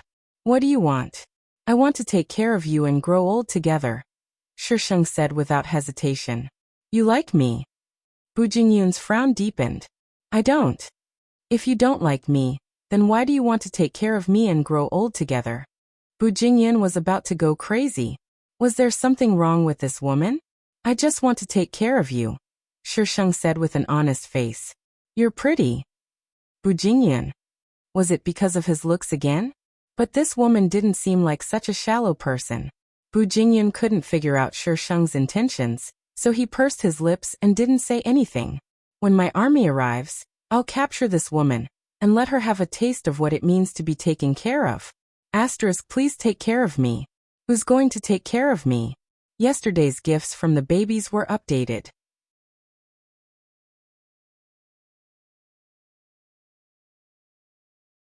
Chapter 186. Shisheng placed the Medicine King cauldron in front of Bu Jingyan. "This is for you." Bu Jingyan's pupils constricted as he stared at the black cauldron. He took the cauldron and examined it for a while. "Is this the Medicine King cauldron?" "Yes, do you like it?" Shisheng changed his sitting position, a cool and flirtatious expression on his face. "It's a divine artifact." Not only did she not know what the Medicine King cauldron was, but she also said that she was giving it to him. Could it be a fake? "I don't know that it's a divine artifact. Do I need you to tell me?" "Idiot." Shisheng took a deep breath and said coolly, "If you like it, take it. If you don't, throw it away." Bu Jingyan. Throw away a divine artifact just like that? Does your family know that you're such a spendthrift? Shisheng got off the bed and lay back on the couch. Bu Jingyan's gaze was fixed on her. Shisheng was a little irritated. "What are you looking at? I'll dig your eyes out if you keep looking." Bu Jingyan.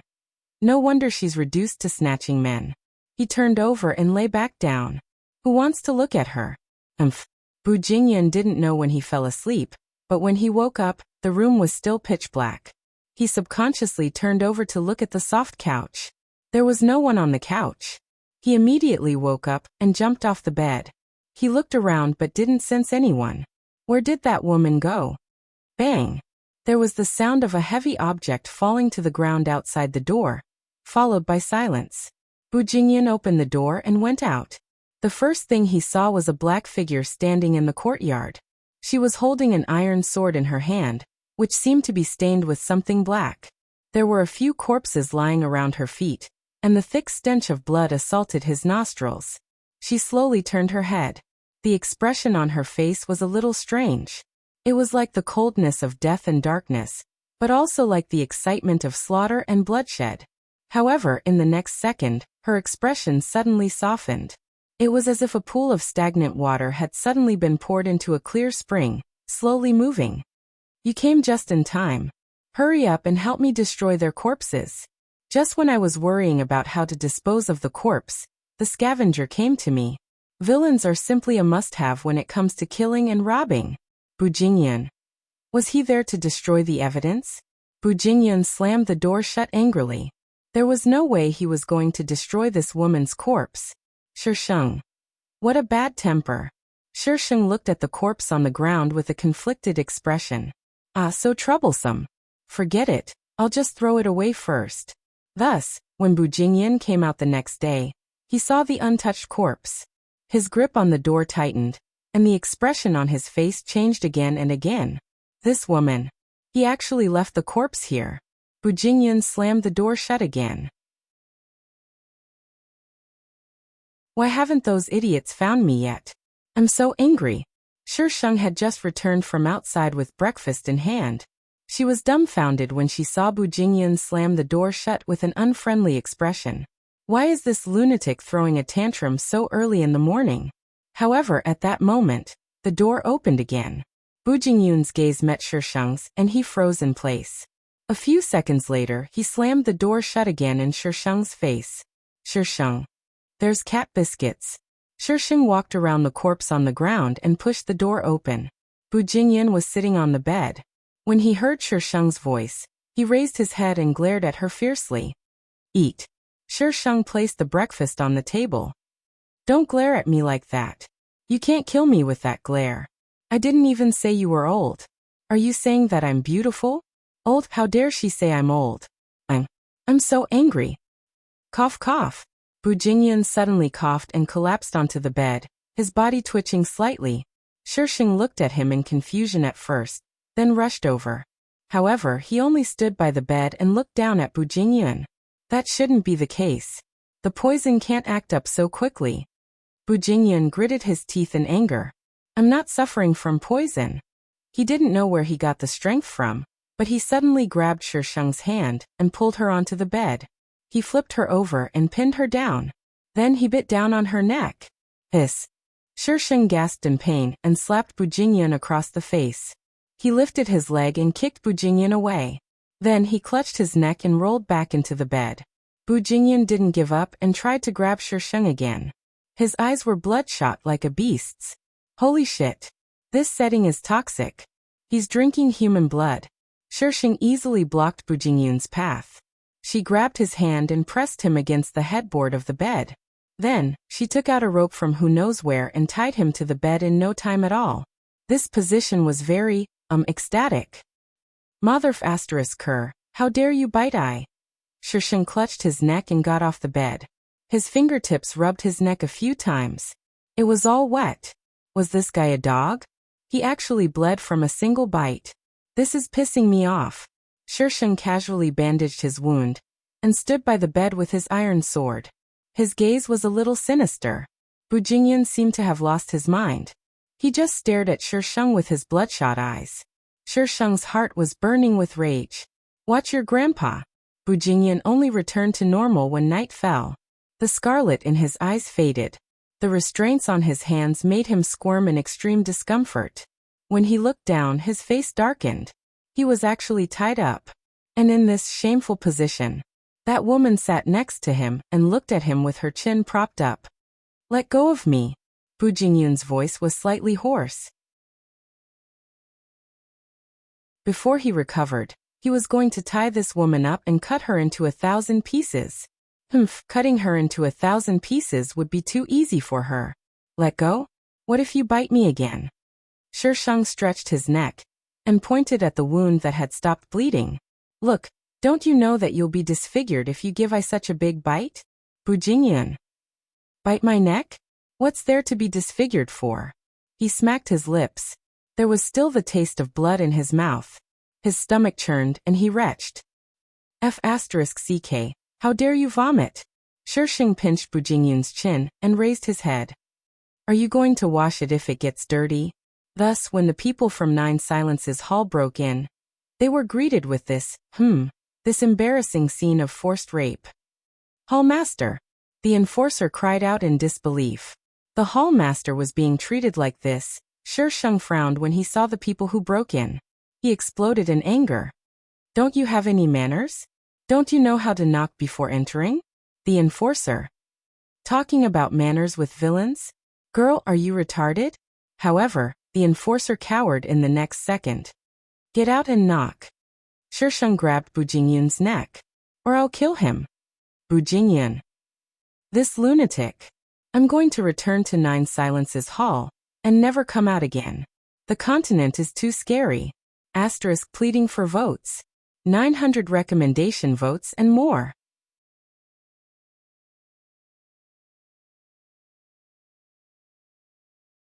Chapter 187. After the enforcer left the room, he knocked on the door and came back in. only to see the valiant woman untying his hall master. She even thoughtfully threw a blanket over his body. The enforcer was dumbfounded.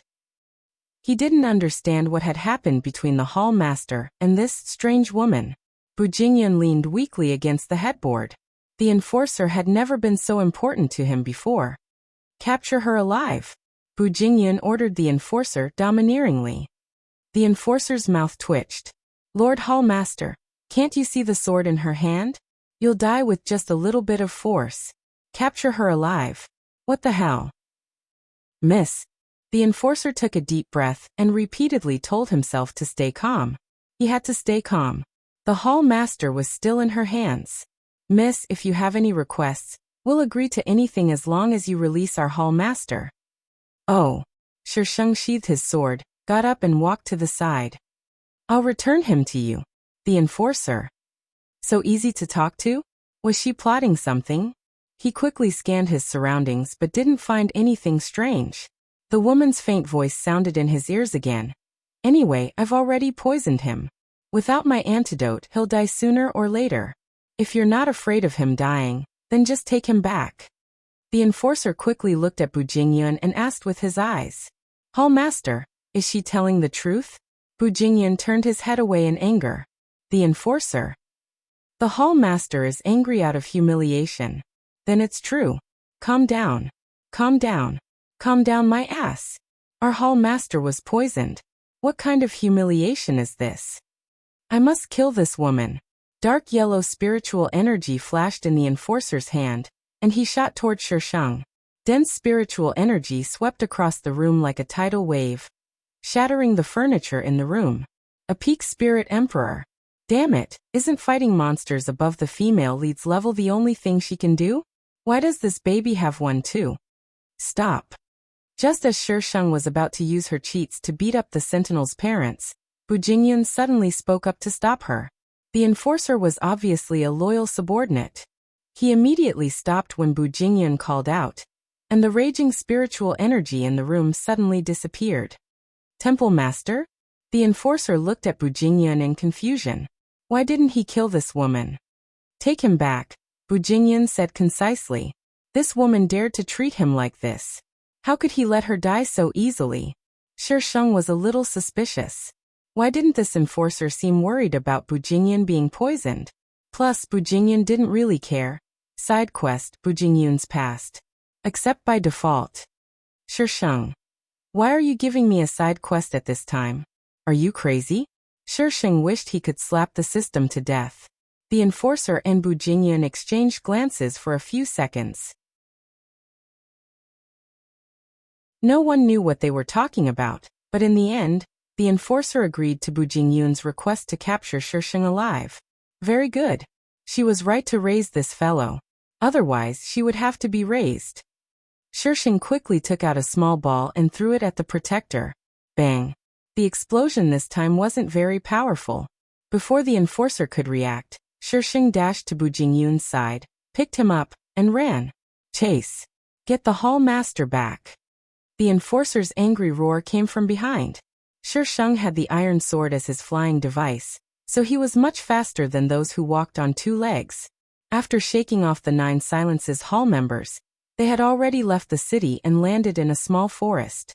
Bu Jingyan appeared calm and collected, but the truth was that his heart was boiling with rage like lava. He glared at Shisheng. Shisheng smiled nonchalantly. What's wrong with me raising you? I'll give you whatever you want. It's a blessing that others can't get even with several lifetimes of effort. Bu Jingyan. Why did he feel like there was something wrong with those words? I want to go back to 9 Silences Hall. Okay. Shisheng nodded. Bu Jingyan's eyes darkened. He looked at her in surprise. This girl was becoming more and more difficult to understand. Shisheng smiled at him. But you'll have to wait until I kill a bunch of little bitches first. Bu Jingyan. Bu Jingyan decided to go with a soft approach. As a villain, he had to endure humiliation. He no longer counted on those idiots.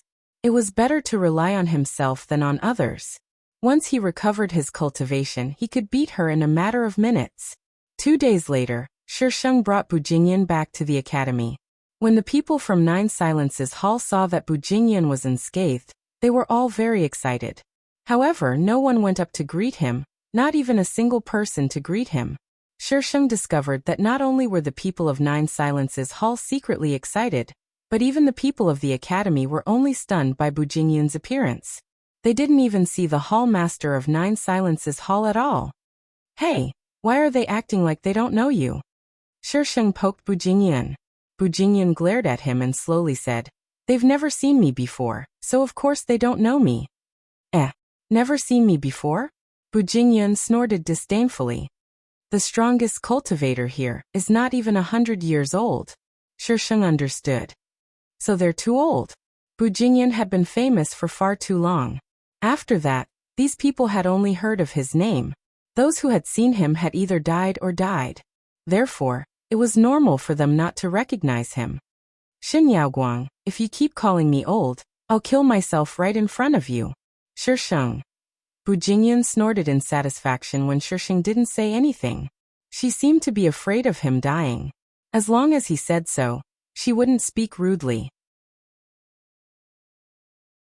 Shisheng's hair stood on end. System, that bastard.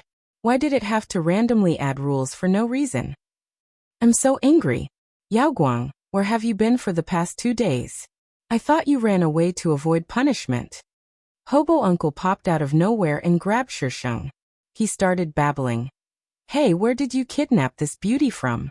Is she from our academy? Why haven't I seen her before? Run away to avoid punishment, my ass. Do you even know how to use idioms? Illiterate. The beauty, Bu Jingyun, shot daggers at the toe-digging man. The toe-digging man felt his scalp go numb. He inched closer to Shisheng and whispered, Yaoguang, this beauty is so cold. Shisheng looked at the toe-digging man with pity. Calling her a beauty? You're courting death. This guy has a strong vengeance. It's about to start. Instructor, why aren't you going over? Shisheng glanced at the stage, successfully diverting Yi Tiannan's attention. Yes. I'm here to give you something. Here, take it. This is our academy's treasure. Remember, Yaoguang, don't try to be brave if you can't beat him. Your life is more important. The toe-digging man stuffed a black object into Shisheng's hand and looked around like a thief. Don't say I gave it to you. All right, that's all I can help you with. So where did this treasure of the academy come from? Did he steal it? Needless to say, the toe-digging man was really capable of doing that. Asterisk flips table asterisk, was he trying to harm her or help her? Was he really not a spy sent by the female lead?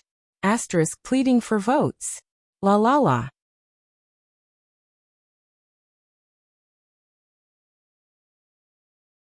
Chapter 188. Bu Jingyun expressed his disdain for the item in Shisheng's hand. Nine Province Academy is so poor. Shisheng looked down at the item in his hand. It was round and black, about the size of a palm. There were many patterns engraved on it, probably some kind of talisman array. Judging by Bu Jingyun's disdainful expression, it probably wasn't anything good. So Shisheng casually shoved it to him. Bu Jingyun. Am I a recycling bin? Why are you shoving everything at me? Shisheng bumped into Qin Langyue on the stage. Girl, be careful. Zhongxi was instructing Qin Langyue. Nine Silences Hall's people have always been sinister. Beware of their underhanded methods. Nonsense. Bu Jingyun abruptly spat out. Zhongxi and Qin Langyue both looked at Bu Jingyun. When Qin Langyue saw Shisheng, a murderous aura erupted from her body. Bu Jingyun glanced at her, and Qin Langyue's murderous aura receded like the tide. A hint of surprise flashed through her eyes, but it was quickly suppressed by doubt. She stared at Bu Jingyun thoughtfully. Little miss from the Shen family. How could you casually bring someone into the academy? Zhongxi sized up Bu Jingyun, then said with a sullen expression, even if you're the academy's most valued disciple, you can't flout the academy's rules like this. Shisheng shrugged. Since I've already brought him in, why don't you throw him out? If you dare, those people on the other side will tear you apart. I'll deal with you after this is over if you're lucky. As expected, Yi Tiannan's students weren't anything good. I've always been lucky. Shisheng nodded in agreement. Zhongxi. Why is this little miss so shameless? No one knew what Qin Langyue was thinking. Her head was lowered, so no one could see her expression.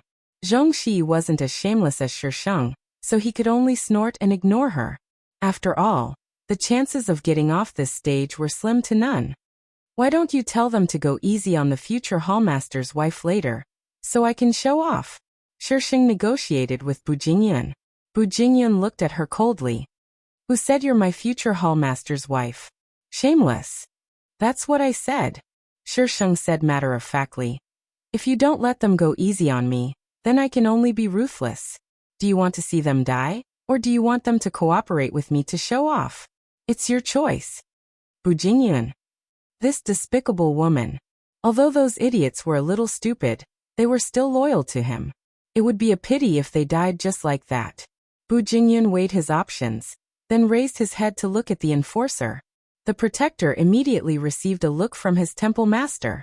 No one knew how they communicated, but the protector gave Shisheng a strange look and turned to the person beside him to give an order. Shisheng patted Bu Jingyun's chest in satisfaction. Well done.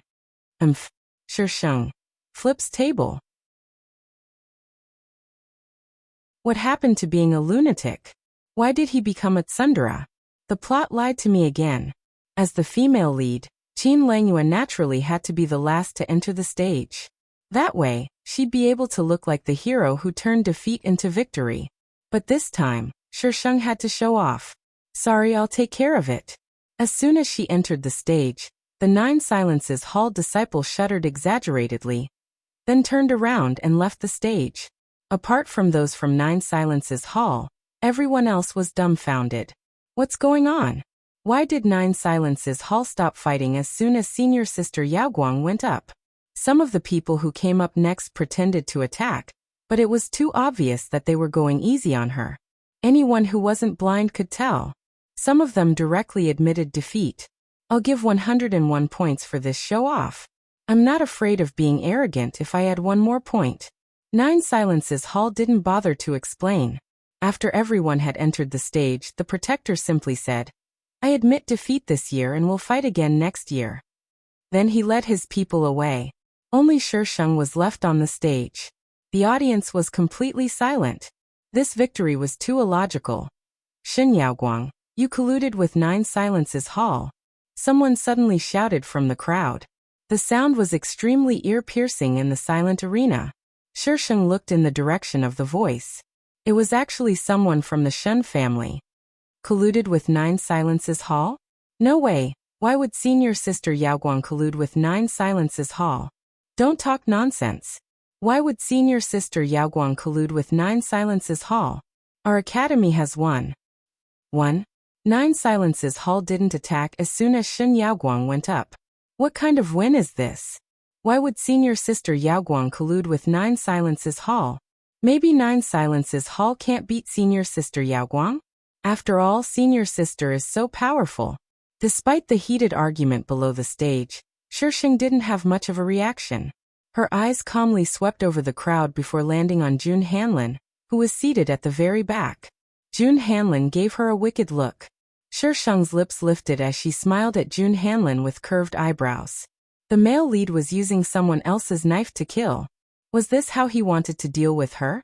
Or did he want the Shen family to be pressured into isolating her? Jun Hanlin was a little scared by Shisheng's smile. After filtering through his mind, he didn't find any loopholes. Only then did he feel much more at ease. Silence. Zhongxi's voice spread through the entire arena. Xin Yaoguang, did you collude with 9 Silences Hall? So what if I did, and so what if I didn't? Shisheng raised his eyebrows. Are you going to attack 9 Silences Hall? These people hated 9 Silences Hall, but they didn't dare do anything when 9 Silences Hall's people came. Not only did they not dare to do anything, but they also had to eat and drink well. It was a classic case of saying no, but their bodies were very honest. Shen Yaoguang, you're a genius nurtured by the academy. How could you collude with 9 Silences Hall? What are your intentions? Someone in the audience couldn't help but speak up again. Did I admit that I colluded with 9 Silences Hall? Shisheng looked at the person who spoke with a mocking expression. That person choked, but quickly retorted. Then why didn't Nine Silences Hall attack you just now? If you didn't collude with Nine Silences Hall, why did they go easy on you? Maybe they couldn't bear to attack me because I'm pretty?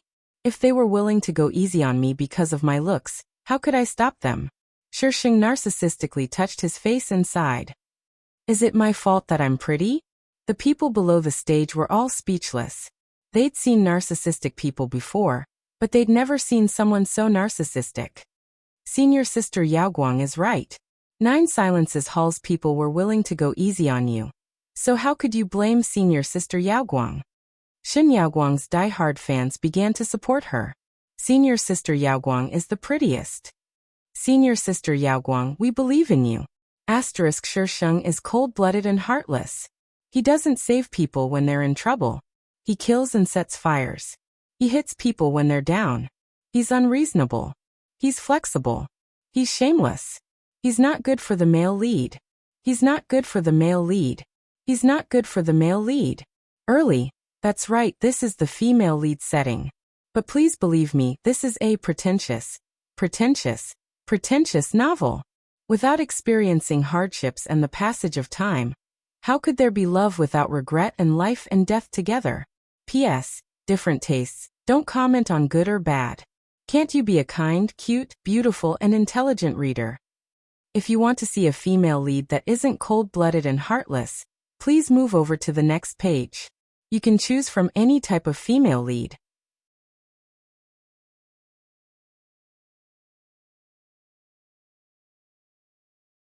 Chapter 189. By now, Bu Jingyan had developed some resistance to Shisheng's shamelessness. Her face could indeed be considered devastatingly beautiful, but if she said that Nine Silences Hall cared about beauty or whatnot, he refused. Was his Nine Silences Hall a place that only cared about appearances? Ha! The crowd below the stage was already roaring. Shisheng even waved her hand pretentiously like a celebrity, causing many people to want to rush up and beat her up. Bu Jingyan twirled his fingers as his eyes glowed with a dark light. If he wasn't injured, he would be the first to beat this woman to death. Just looking at her was infuriating. Shin Yaoguang, stop being so unreasonable. You have to explain this matter clearly. Zhong Shi and Shisheng were at loggerheads. You old fart, you're getting excited, aren't you? The hooligan who had been silent all this time also jumped out. Our Yaoguang already said that Nine Silences Hall was letting her win. What does it have to do with Yaoguang? If you have the ability, go and confront Nine Silences Hall's people. What's the use of confronting Yaoguang here? Zhong Shi's expression turned ugly. If she's innocent, why didn't she explain the matter clearly? Yaoguang has already made it clear. You're the one who's trying to pick a fight with her, aren't you? The hooligan rolled up his sleeves with an agitated expression. I knew you were up to no good. You should come at me directly for our grudges. Just as the two were about to start fighting, the dean, who had been standing in the background all this time, finally stepped forward. The dean was a chubby man. If he were in the modern world, his clothes wouldn't even fit his size. His face was very round, but fortunately it was quite smooth, so it wasn't very repulsive. However, his eyes were very small. If he smiled, they would disappear. What are you doing in front of so many students? The dean reprimanded. Zhong Shi's lips moved, but in the end he didn't say anything. The hooligan, on the other hand, was itching to beat Zhong Shi up. The dean inserted himself between the two and glared at the hooligan with his beady eyes. Yi Tiannan, are you still causing trouble? Only then did the hooligan settle down. After dealing with one troublemaker, the dean looked at the other with a stifled heart. Why did he give such a good seedling to Yi Tiannan in the first place? Was his brain muddled by sh*t? She was such a good girl, but she had been taught to be like this. Shin Yaoguang, tell me what happened today. The dean's tone was much better, as if he was negotiating with her. After all, she still had the title of young Miss Shen, and the halo of a genius. That's how it is. Shisheng shrugged like a ruffian. Are you going to refuse someone who begs you for something? Bu Jingyan clenched his fists so hard that his fingertips had turned red, and a murderous aura was faintly visible in his eyes. Begging and pestering. Wasn't she the one who threatened him? How could she have the nerve to say that? The dean was so angry that his beard curled up. Shen Yaoguang, speak properly. Why didn't I speak properly? Shisheng blinked. Which word did you not understand? I'll explain it to you for free. The dean. What the hell was he trying to mediate? He turned his head and glared fiercely at the toe-scratching man. What did he teach him? Did she eat the respect for teachers and elders? Why are you glaring at me?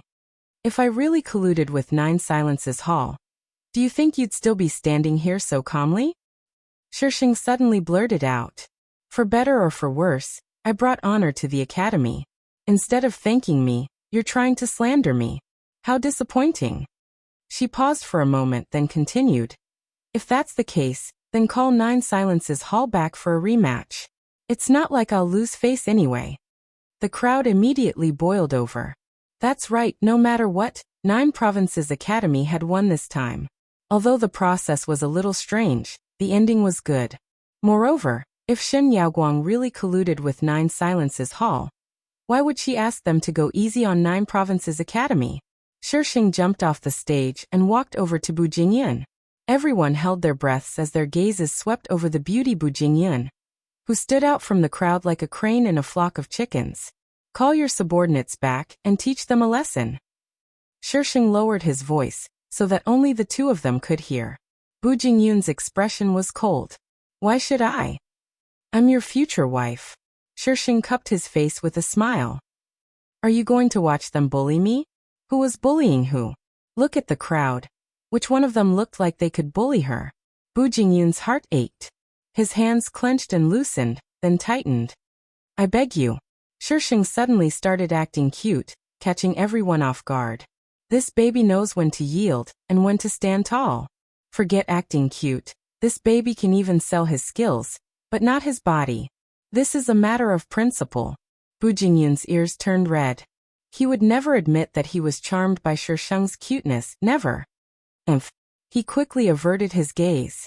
Although he was snorting, his hand had already reached into his sleeve and pulled out a polished jade. He exerted a little force, but the jade didn't react. He exerted more force, but there was still no reaction. Bu Jingyun's ears turned red. He glanced at Shisheng, then handed the jade to her and said coldly, crush it. Shisheng. So you couldn't crush it just now? Wasn't that a special communication technique? If you can't, then why are you still acting cool? Bad review. Shisheng took the jade and injected her spiritual energy into it.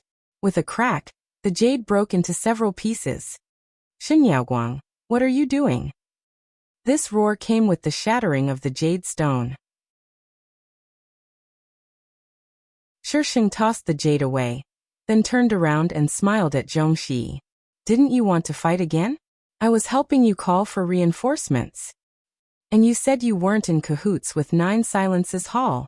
Zhongxi was furious. If you weren't in cahoots with them, then why do you have their contact information? If you say so, then so be it. As long as you're happy. Shisheng shrugged nonchalantly. Shen Yaoguang, why are you shouting so loudly? I'm not deaf. Shisheng dug her ears. If you keep yelling at me, I'll have 9 Silences Hall destroy you. Zhongxi's face was like a color palette, alternating between green and white. It was a beautiful sight. The surrounding people were also intimidated by Shisheng's words. They all retreated, leaving a large empty space for the 2 of them to fight. Is senior sister Yaoguang really related to 9 Silences Hall? Even if she is, she wouldn't say something like that. She was holding a sound transmission jade just now. Did she really call 9 Silences Hall's reinforcements back? Bu Jingyan heard the whispers of the crowd from time to time. He glanced sideways and saw the girl standing beside him looking at the stage with a faint smile on her face. It was as if she didn't care about these people's discussions at all. It was as if she was standing in a different world. There was a transparent layer separating her from this world, making her seem out of place, but also very eye-catching. Asterisk 900 recommendation votes. The female lead's acting skills are maxed out. Even I'm scared just looking at it. I suddenly thought, this kind of text, there shouldn't be any other branches.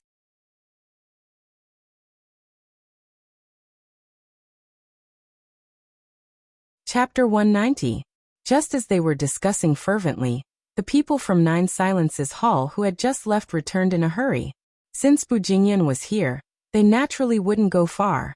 The enforcer quickly scanned the surroundings and heaved a sigh of relief when he saw that Bu Jingyan was still standing there.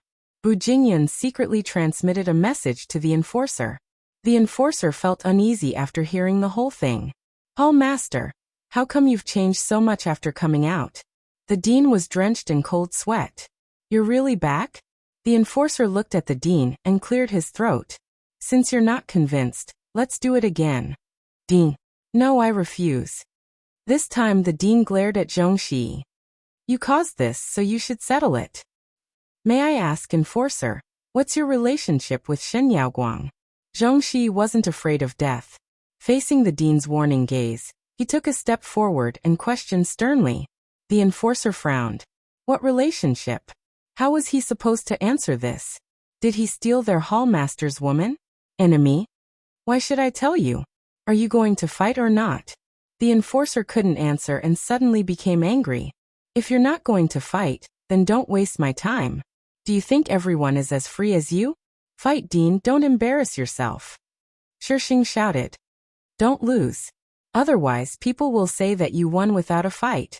The dean, who was about to refuse, trembled and almost lost his balance. A bunch of cowards. You don't even dare to fight. You're nothing but parasites of the family. What can you do? The people from Nine Silences Hall began to provoke them. Sure enough, the people from Nine Provinces Academy were angry. Who are you calling cowards? Let's fight. Do you think we're afraid of you? Come on. Grandpa will beat you until you're reborn. Dean, fight them. Don't be afraid.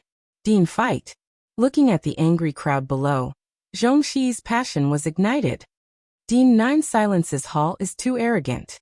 If this continues, our Nine Provinces Academy will become a laughingstock sooner or later. We have to fight. What fight? Can you beat them? Dean, you can't fight. Hobo interjected. Zhongxi rebuked him angrily. Yi Tianan, why are you praising others and lowering your own prestige? I'm doing this for the sake of those little radishes. You and I are well aware of Nine Silences Hall's strength. There's no way we can win. That's enough. The fat on the dean's body trembled. It's impossible not to fight today. Looking at the furious people below, if they really didn't accept the challenge, who knows how they would be criticized behind their backs in the future. It was all because of this group of troublemakers. The culprit was still Shen Yaoguang. The dean angrily announced that the competition would continue. Starting from Shisheng's match, it was Shisheng's victory. This kind of competition was actually quite boring. Not only was it a waste of time, but there was only one goal in all the fights, which was to defeat the opponent. Shisheng had never cared about the process. Fairness and justice were all nonsense. Whatever you said when you defeated your opponent was fair and just. When it was the female lead's turn, Shisheng finally pulled himself together.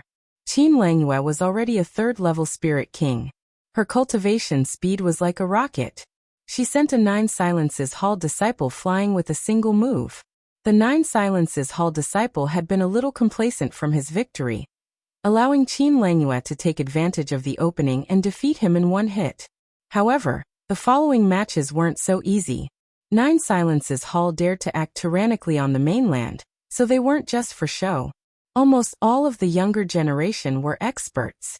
Qin Langyue had almost lost several times, but she always managed to turn the tables in the end. It was truly a difficult victory. This competition was like a single elimination tournament. Both sides had the same number of people, and the winner would be the one to defend the ring. Currently, only Qin Langyue was left on Nine Province Academy's side, while Nine Silences Hall only had 2 people left. Can Qin Langyue do it? I hope so. Didn't she make it through just now?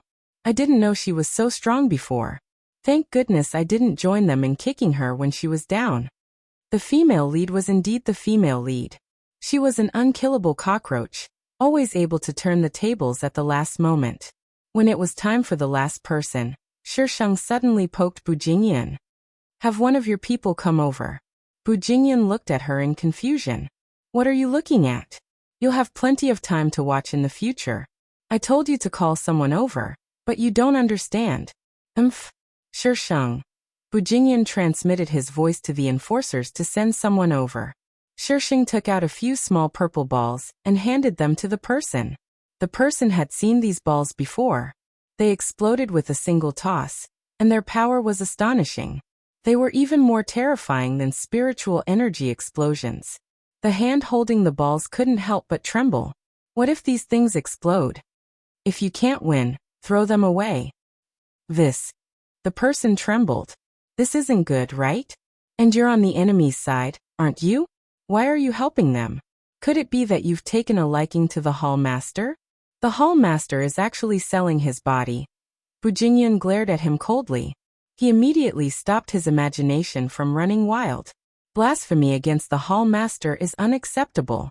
Even if you don't use them, she'll still use them. This is all I can help you with anyway. Although there was no rule prohibiting the use of props, almost no one had used them for so many years. Hence, in the end, the female lead had used a prop to catch Nine Silence's Hall off guard, resulting in a crushing defeat. Hall Master. Will this girl's words work? She's already snatched you away, and she even brought you around blindly right under the enforcers' noses. Bujingyan didn't say anything. No one knew how Bujingyan had figured it out, but in the end, Bujingyan had returned and given the props to the enforcers, indicating that the Hall Master had agreed. Hence, when Qin Langyue was about to use her prop, Nine Silence's Hall's people had already thrown the balls in advance. After a series of explosions, Qin Langyue was forced out of the arena. She was heavily injured, and it was unknown whether she was dead or alive. Nine Silence's Hall's people cheered, but Nine Provinces Academy's people were disappointed and furious. She almost won. Qin Langyue actually lost at the very last moment. She'd given them hope, but in the end, it had turned into despair. This contrast made some people dislike Qin Langyue even more.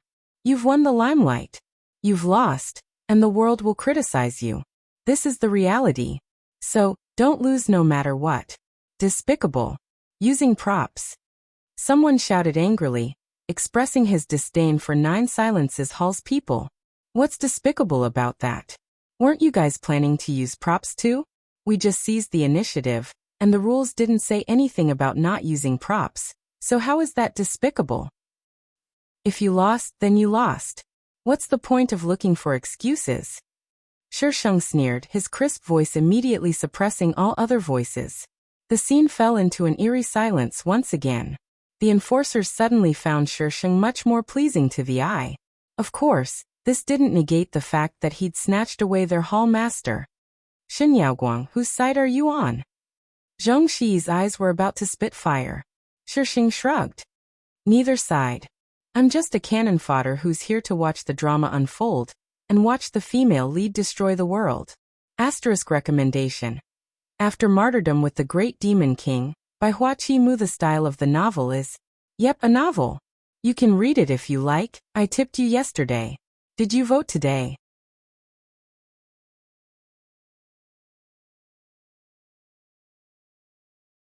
Chapter 191. The atmosphere was abnormally tense. If looks had substance, Shisheng would have been stabbed to death countless times by Zhong Shi's glare. It was unknown how the dean managed to negotiate with the enforcer, but in the end, the enforcer didn't provoke them anymore. Instead, he shot a meaningful glance at Shisheng before leaving with his men. After the enforcer left, the dean stormed off in a huff. He was probably furious. Zhong Shi was worried about Qin Langyue, so he didn't have time to pester the dean. However, he definitely wouldn't let this matter rest. Hobo Uncle jumped to Shisheng's side, his unshaven face full of praise. Yaoguang, good job. I've never seen that old fart so sullen before. It's so satisfying. Shisheng. This hobo's brain isn't normal. Shouldn't a normal person be asking me about my relationship with Nine Silence's Hall?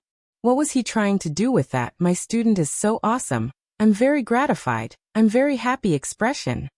However, they definitely won't let this matter rest. Don't worry, as your mentor, I won't let them do anything to you. Yi Tiannan's expression turned serious. Thank you, mentor. Shisheng thanked him very politely. Bu Jingyan was flabbergasted. How could this woman be so polite? Hobo uncle waved his hand nonchalantly. What are you thanking me for? Since you're under my tutelage, this is my responsibility as your mentor. Hobo uncle gave a few more words of advice before leaving in a hurry. The onlookers had mostly dispersed by now, but there were still quite a few people who were pointing at Shisheng and Bu Jingyan.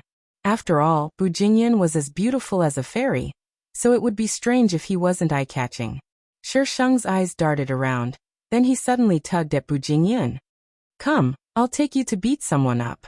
Bu Jingyan didn't get a chance to express his opinion before Shisheng dragged him along. She's just a girl, where does she get her strength from? This doesn't conform to the teachings of the continent at all. Jun Hanlin left before the crowd dispersed. He wanted to make these people misunderstand that Shisheng was colluding with Nine Silences Hall, but she didn't cooperate with his plan at all. Or rather, she was fearless. To be honest, this was the first time Jun Hanlin had seen such a strange woman. No matter how many schemes there were, it was completely useless against a person who didn't fall for it and didn't play by the rules. Jun Hanlin was a little unwilling. He didn't believe that he couldn't break this woman. If she didn't have anyone to rely on, would she still be so arrogant? Just as he made up his mind, his vision suddenly turned black. He was put into a bag. His body went numb and he couldn't move at all. When he saw the light again, the scene around him had changed into a small forest. Standing in front of him was not the people he thought would often tease him, but the people he was thinking about just now. Shenyaoguang. Seventh Prince, is it fun to play the pig to eat the tiger? Did the boat capsize? Do you think my Shenyaoguang is easy to bully? You're actually trying to manipulate public opinion. You're really good at it. Jun Hanlin. He had never thought that she would come straight to his door to catch him. Jun Hanlin felt that his body was slowly regaining consciousness. He looked at her calmly. The eldest daughter of the Shen family is indeed extraordinary. I don't need you to tell me that. Shisheng raised his chin. All right, enough with the nonsense. The effects of the drug will wear off soon. Jun Hanlin was about to go crazy. I just wanted to drag it out until the drug's effects wore off. Why did you say that? Shisheng turned to look at Bu Jingyan. Where are your men? Call two of them out and beat him up. Jun Hanlin followed Shisheng's gaze. Bu Jingyan was standing with his side facing him. Although it was only his side profile, it was enough to see that this was a man of unparalleled beauty. Why don't you do it yourself? You want me to do it for such a small matter? Then why do you keep those people around? If I could beat him up, I would have done it long ago, okay? What do my people have to do with you? Bu Jingyan's expression was as cold as ever. His eyes were cold. You're mine, so of course what's yours is mine. Shisheng glared at him. Why are you so long-winded? Hurry up and call your men. Do you want to die? Bu Jingyan. You only know how to yell at me, humph. Bu Jingyan raised a hand and waved it in the air. Two disciples wearing Nine Silences Hall's uniform jumped down from a nearby tree. Hall Master. Shenyaoguang, let's talk things over. Jun Hanlin couldn't help but speak up when the two disciples were already in front of him. There's nothing to talk about. Shisheng curled his lips. I haven't settled the matter of you sending people to kill me, and now you're trying to scheme against me again. Jun Hanlin, I think you're really tired of living. Beat him to death. If you survive, you'll be lucky, but if you die, you'll be unlucky. Ugh. Jun Hanlin groaned as his abdomen contracted. His body bent over from the pain. Before he could catch his breath, another fist landed on his abdomen. Getting beaten up was practically a daily task for Jun Hanlin, so he was actually quite resistant to beatings. Shisheng considered whether he should have someone stab him with a sword, but decided against it in the end. Let the female lead torture him. I'll just sit back and watch the show. Shisheng crouched down in front of the beaten-up Jun Hanlin, his eyes shining brightly. Jun Hanlin, don't send people to kill me anymore, okay? You can't kill me, so why waste your energy? Save some resources, it's not easy to train people. Shenyaoguang, if you don't kill me today, you'll have to kneel down and beg me sooner or later. This hateful woman. Oh, then you mean you want me to kill you right now? Since it's your wish, I'll definitely fulfill it. Shisheng nodded seriously. Suddenly, he pulled out his iron sword and stood up. The iron sword swung in the air, creating a gust of wind. Jun Hanlin gritted his teeth and glared at Shisheng. He'd lost today. He'd underestimated this woman and miscalculated her temperament. 20 years later, he'd be a hero again. Would the male lead die so easily? Shisheng will use facts to tell you. This. No. Can. Just as her iron sword was about to hit Jun Hanlin, a strong white light suddenly erupted from his body. Shisheng was swept by the white light, and his body was sent flying backward. Bu Jingyan instinctively caught her, but because he was injured and had just been tortured by Shisheng, he didn't have much strength left. Both of them fell to the ground. Shisheng grabbed Bu Jingyan and used himself as a cushion for Bu Jingyan. Bu Jingyan was on top of her, and their eyes met. Bu Jingyan was stunned. Then his cheeks flushed unnaturally red, and even the tips of his ears were red. But in the next second his face darkened. There was no conventional kiss, only Shisheng's gritted teeth and frowned as he muttered. What the hell did you eat growing up? You're so heavy. This woman not only thinks I'm old, but also thinks I'm heavy. This sovereign is so angry. Am I that old? Old. I'm not old at all. Emph. Asterisk pleading votes.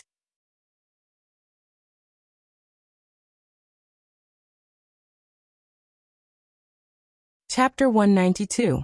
Hall Master, are you all right? The 9 Silences Hall disciples helped Bu Jingyan up from Shisheng. Bu Jingyan harumphed coldly. The 2 disciples looked at each other in confusion. What's wrong with the Hall Master? Shisheng supported himself with the iron sword as he stood up. His gaze shifted to the spot where Jun Hanlin had been standing, but it was empty. There was no one there. Shisheng rubbed his chest, which was hurting a little from Bu Jingyan's weight. He looked thoughtfully for a while. What was Jun Hanlin's cheat again? That's right, it was a phoenix. It was a perfect match for the female lead's divine beast, the dragon. The male lead's divine beast wasn't depicted in the early stages of the novel, but when it appeared later in the novel, the phoenix was already very powerful. Although the white light just now was a little strong, it didn't cause much damage to them. Could it be that the phoenix was injured? An injured phoenix was worse than a chicken. Holy shit, what are you doing? Shisheng turned around and saw the 9 Silences Hall disciples trying to escape with Bu Jingyan. He immediately shouted, "Let him go. Dream on, the Hall Master is ours." Seeing that they had been discovered, the 2 disciples didn't try to sneak around anymore. They each grabbed one side of Bu Jingyan and ran away. Shisheng leapt up and stepped on a tree branch, blocking their path with the iron sword. I'll say it again, let him go. No. This is our Hall Master. You witch. We won't let you sully our Hall Master. Shisheng. What the hell is a witch? What sully? Am I that kind of person? Shisheng was both angry and amused. Fine, then you can leave your lives here. The 2 disciples' expressions changed. They let go of Bu Jingyan at the same time, and ran in opposite directions. Hall Master, we'll send the enforcers to save you. You must protect your innocence. Holy shit. Didn't you say you wouldn't let me sully your Hall Master? Tui, I won't sully him. I haven't even accumulated my primal chaos power yet, and you're leaving already? Were your bold words just for show? These are your people? Are they here to make fun of me? Humph. Would they have left if I didn't tell them? I won't tell her. Shisheng. Damned Sundara. In a remote corner of the academy, Jun Hanlin's figure appeared with a burst of white light.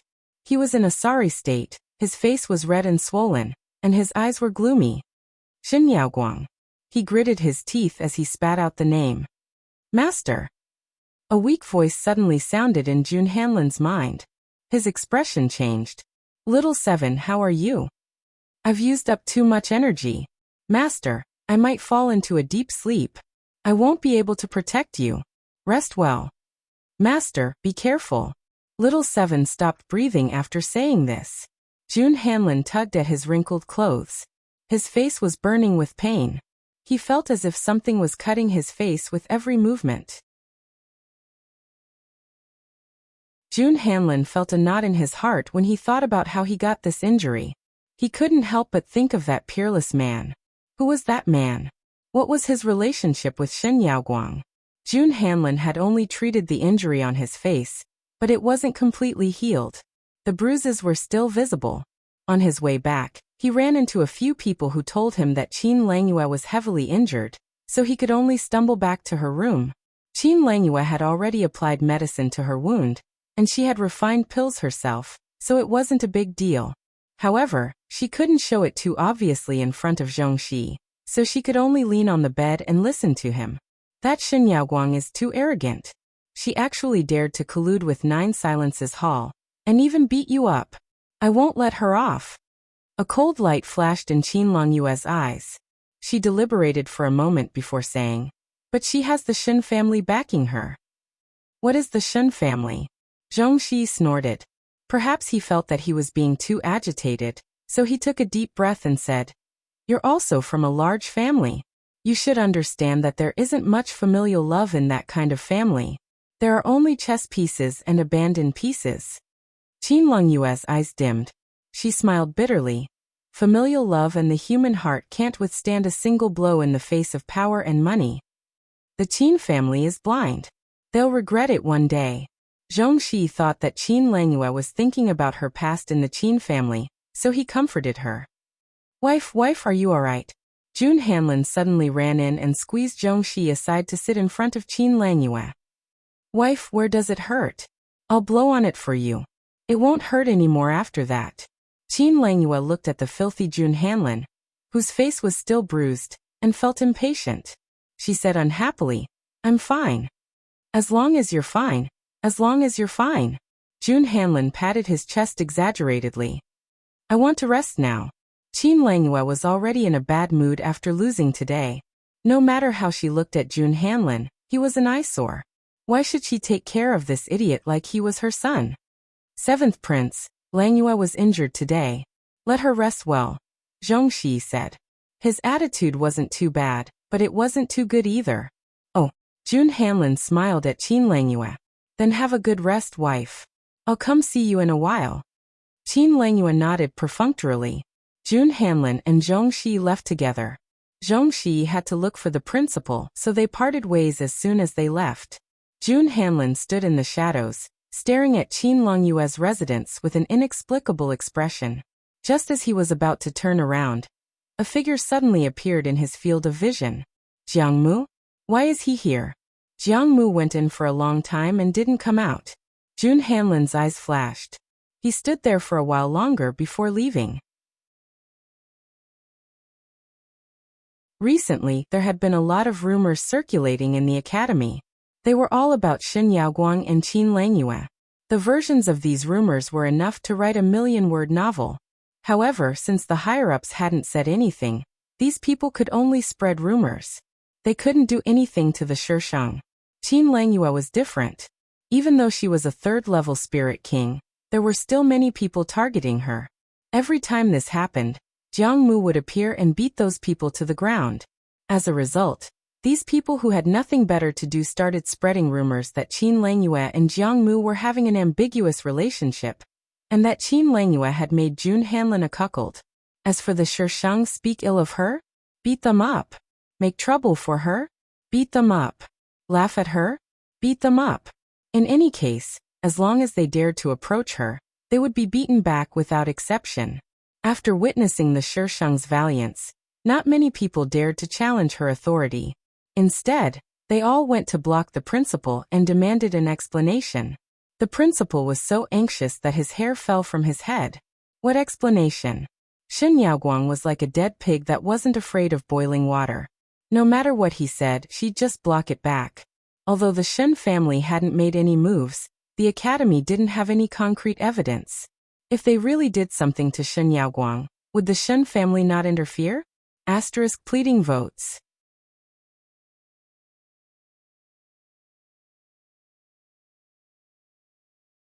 Chapter 193.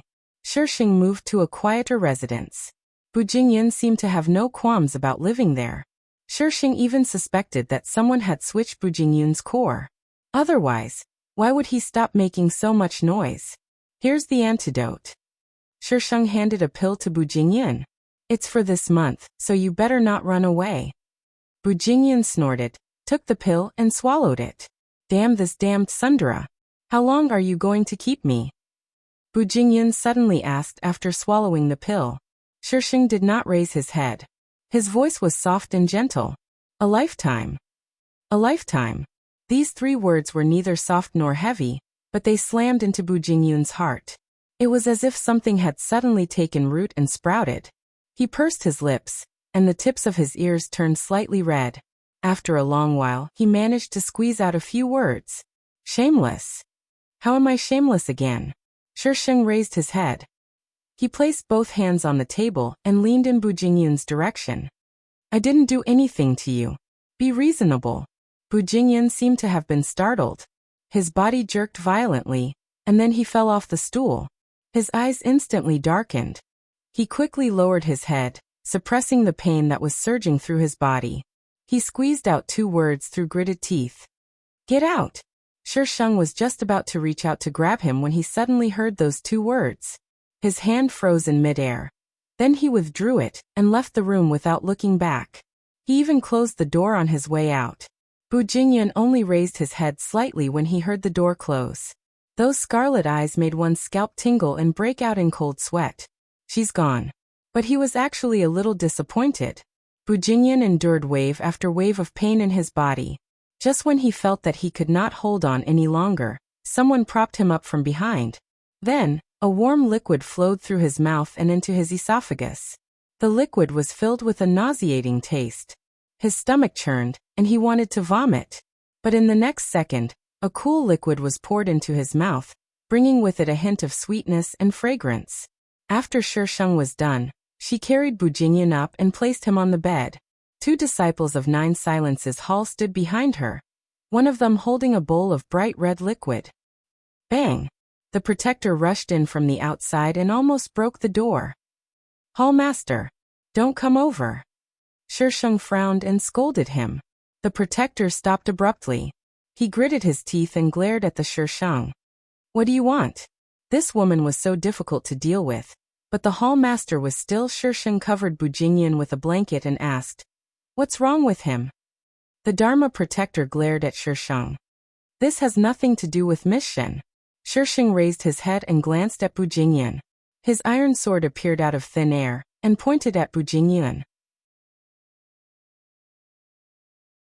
Whether he lives or dies is up to you. Protector. You want to make a move just because of a disagreement?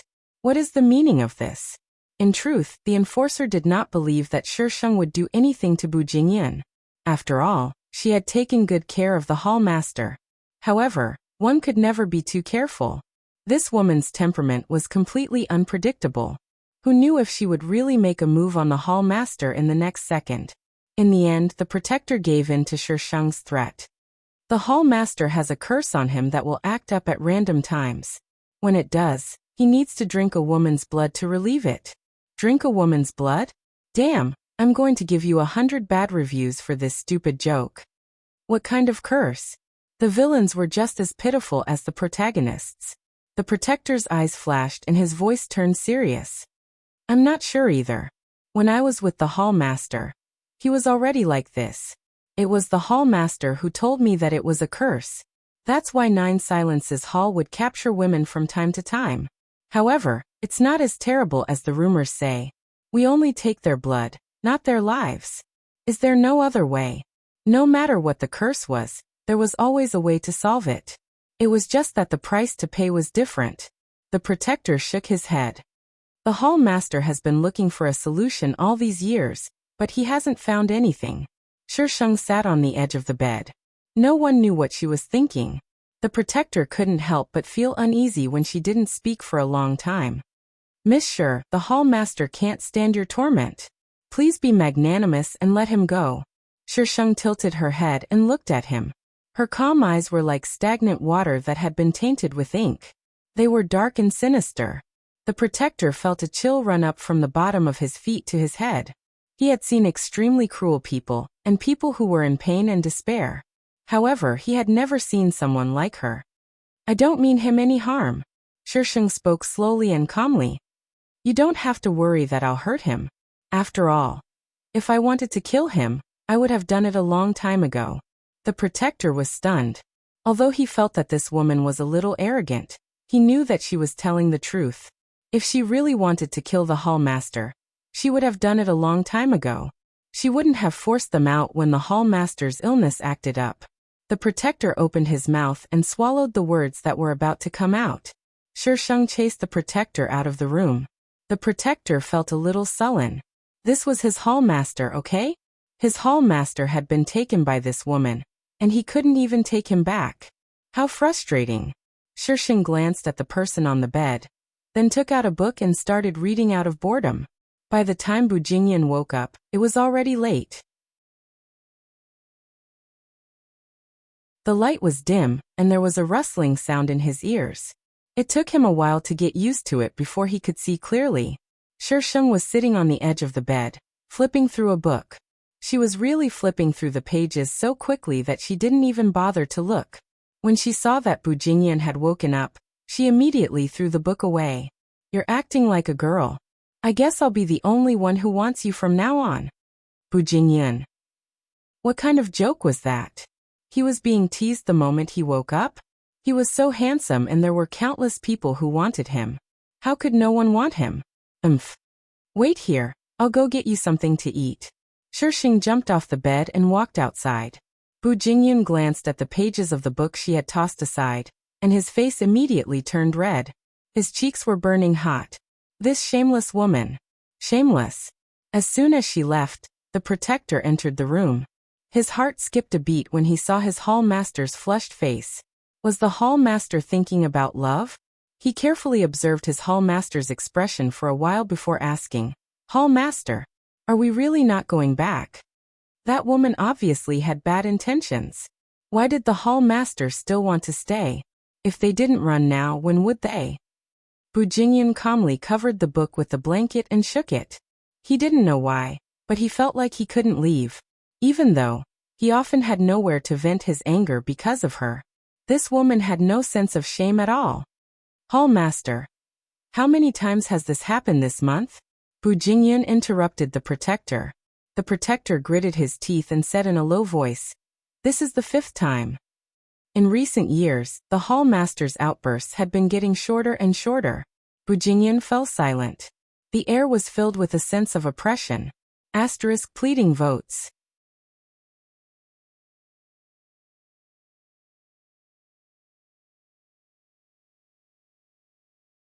Chapter 194. When Shisheng returned to the academy, he was afraid that Bu Jingyan would run away. So Shisheng brought him along with him. As a result, the already famous Shisheng became even more famous. However, she continued to cause trouble. The academy wanted nothing more than to expel her, but the Shen family was still standing behind her. Without the Shen family's permission, she was the eldest daughter of the Shen family. If the academy suddenly expelled her, they might offend the Shen family. Eldest Mississippi, Shisheng and Bu Jingyan were walking on a small path in the academy, when someone suddenly ran up to them. Shisheng thought that the voice sounded familiar, so he turned to look. Sure enough, it was Shinjin. What do you want? Shisheng's tone was not pleasant. Shinjin ran closer, panting slightly. Eldest miss, there's a banquet in 3 days. You must go back. Ever since the last incident, Shinjin rarely saw Shisheng. She did not return to the Shen family, and even if she did, she would not see him. It was completely different from before. He even felt a little afraid standing in front of her, so he could not help but speak with more respect. Banquet? What banquet? It can't be the banquet I'm thinking of, right? The 100 Clan banquet is being held by the Shen family this year. As the eldest daughter of the Shen family, eldest miss naturally has to attend. The 100 Clan banquet. It was not said that 100 families would attend, but rather, all the famous forces in the Jiuzhou continent would attend. Although she did not know what it was for, it existed. No wonder she found the Shen family very busy when she returned. It turned out that they were preparing for the banquet. Everything about the banquet was a trap. Shisheng only went to see the female lead, and caused trouble at the same time. On the day of the banquet, Shisheng brought Bu Jingyan with him. The things she had done recently had probably disappointed the Shen family. No one even looked at her in the eye. Even the biological parents of this body looked at her with a look of disappointment on their faces. Yao Guang, why did you bring a man here? Mother Shen looked very young and resembled this body a little. If they stood next to each other, no one would think that they were mother and daughter. When she saw Bu Jingyuan, who was standing beside Shisheng, her expression darkened. She called Shisheng to a secluded spot and said, "You're the legitimate daughter of the Shen family. How can you interact with men so casually? You represent the face of the Shen family. Do you know how many people are watching you? Hurry up and get that man out of here." Mother Shen only had one daughter, Shen Yaoguang. Although she was the daughter of the first wife, she couldn't inherit the family business in the future. If it wasn't for Shen Yaoguang's talent, Mother Shen would have had a hard time in the Shen family. Naturally, she couldn't watch her amulet slip out of her control. Shisheng remained silent.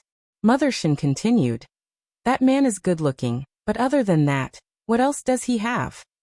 She had never heard of such a handsome young master. Since he was not famous, he was definitely not from a wealthy family. This was not beneficial to the Shen family. No matter what, she would not allow her daughter to interact with him. He had the 9 silences hall. In the future, you still have to hug his thigh and send your daughter away. Shisheng answered in his mind. You are the daughter of the first wife of the Shen family. The man you are going to marry must be a dragon among men. Yao Guang, listen to me. For the sake of the Shen family, you can't be willful. You have to know that you are carrying the burden of the Shen family on your shoulders. Mother Shen said earnestly. Shisheng rolled his eyes at his mother's words. Putting the burden of the Shen family on a girl's shoulders? What a mother! What about the men of the Shen family? Yao Guang, hurry up and send him out. I will pretend I didn't see what happened today, and won't tell your father. Otherwise you won't have it easy. Mother Shen started to threaten her. Shisheng's lips twitched and he said sarcastically, "Why are you saying it so nicely? It's all for your own benefit. You can give the title of the first wife of the Shen family to whoever you want. I don't care."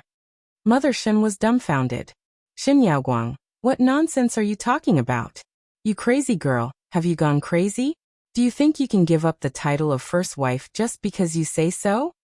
That's right. I said I don't want it, so I don't want it. Shisheng nodded seriously. Mother Shen was so angry that her chest heaved up and down. Suddenly, she raised her hand and slapped Shisheng. This rebellious girl was really infuriating. Other people would fight to the death for the title of first wife's daughter, but she didn't want it at all. Shisheng casually grabbed Mother Shen's wrist. His expression was cold. You gave birth to me, so I won't argue with you. But if you hit me, then don't blame me for not giving you face. Shen Yaoguang, you're crazy. Mother Shen's voice rose a few notches. Her face was ashen. I'm your mother. How dare you hit me back? Did I raise you for nothing all these years? Her Yaoguang used to be so obedient. She must have been led astray by that man outside. Mother Shen disliked Bu Jingyan even more. He had the face of a vixen. How good could he be? Shisheng narrowed his eyes and smiled. He said mockingly, You used me in exchange for your position in the Shen family. You weren't the one who raised me. To be honest, you only gave birth to me. This Mother Shen, when she was young, she only knew how to fight for Father Shen's favor. Now that she was old, she was thinking of ways to hold on to her power as the Shen family's matriarch. Apart from being Shen Yaoguang's birth mother, she had never fulfilled her duties as a mother. All these years, Shen Yaoguang had heard her talk the most. She was the Shen family's first wife's daughter. She represented the Shen family. She had to work hard, blah blah blah. Fine. Now that you've grown up, you won't listen to me anymore, will you? That's right, you've grown up. Shisheng nodded. I can fly to the sky now. Mother Shen was so angry that blood rushed to her head. She wanted nothing more than to slap this rebellious girl to death. Alas, Shisheng was still holding her hand. She could only say angrily, Shen Yaoguang, who do you think you are without the Shen family? How powerful do you think you are on the continent? Last time, there was a rumor that you colluded with 9 Silences Hall. Without the Shen family, do you think you can still stand here? I have no problem beating the entire continent. Even if she couldn't beat Ai, she could still bomb them. She had so many bombs stored up that it wouldn't be a problem to blow up the entire continent. Mother Shin was so shocked that she couldn't come back to her senses for a long time. Was this arrogant person really her daughter? Fine, fine, fine. I want to see what kind of person you can be without the Shin family. Don't come back crying when the time comes. Shi Sheng let go of Mother Shin and took a step back. He clapped his hands in disdain. Then let's announce it at today's banquet. It'll save us trouble in the future. Mother Shin was so angry that she almost fainted. She agreed immediately. Shin Yaoguang, don't regret it. Regret? I don't know those two words. Shi Sheng sneered, then turned and walked out the door. After Shi Sheng left, Mother Shin finally woke up from her anger. What did she just say? Her only support in the Shin family was Shin Yaoguang. Without Shin Yaoguang, Mother Shin didn't dare to think about it any further.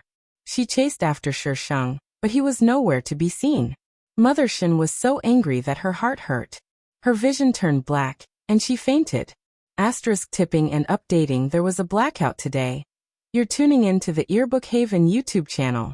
Don't forget to subscribe and join us on this journey to catch the most captivating stories.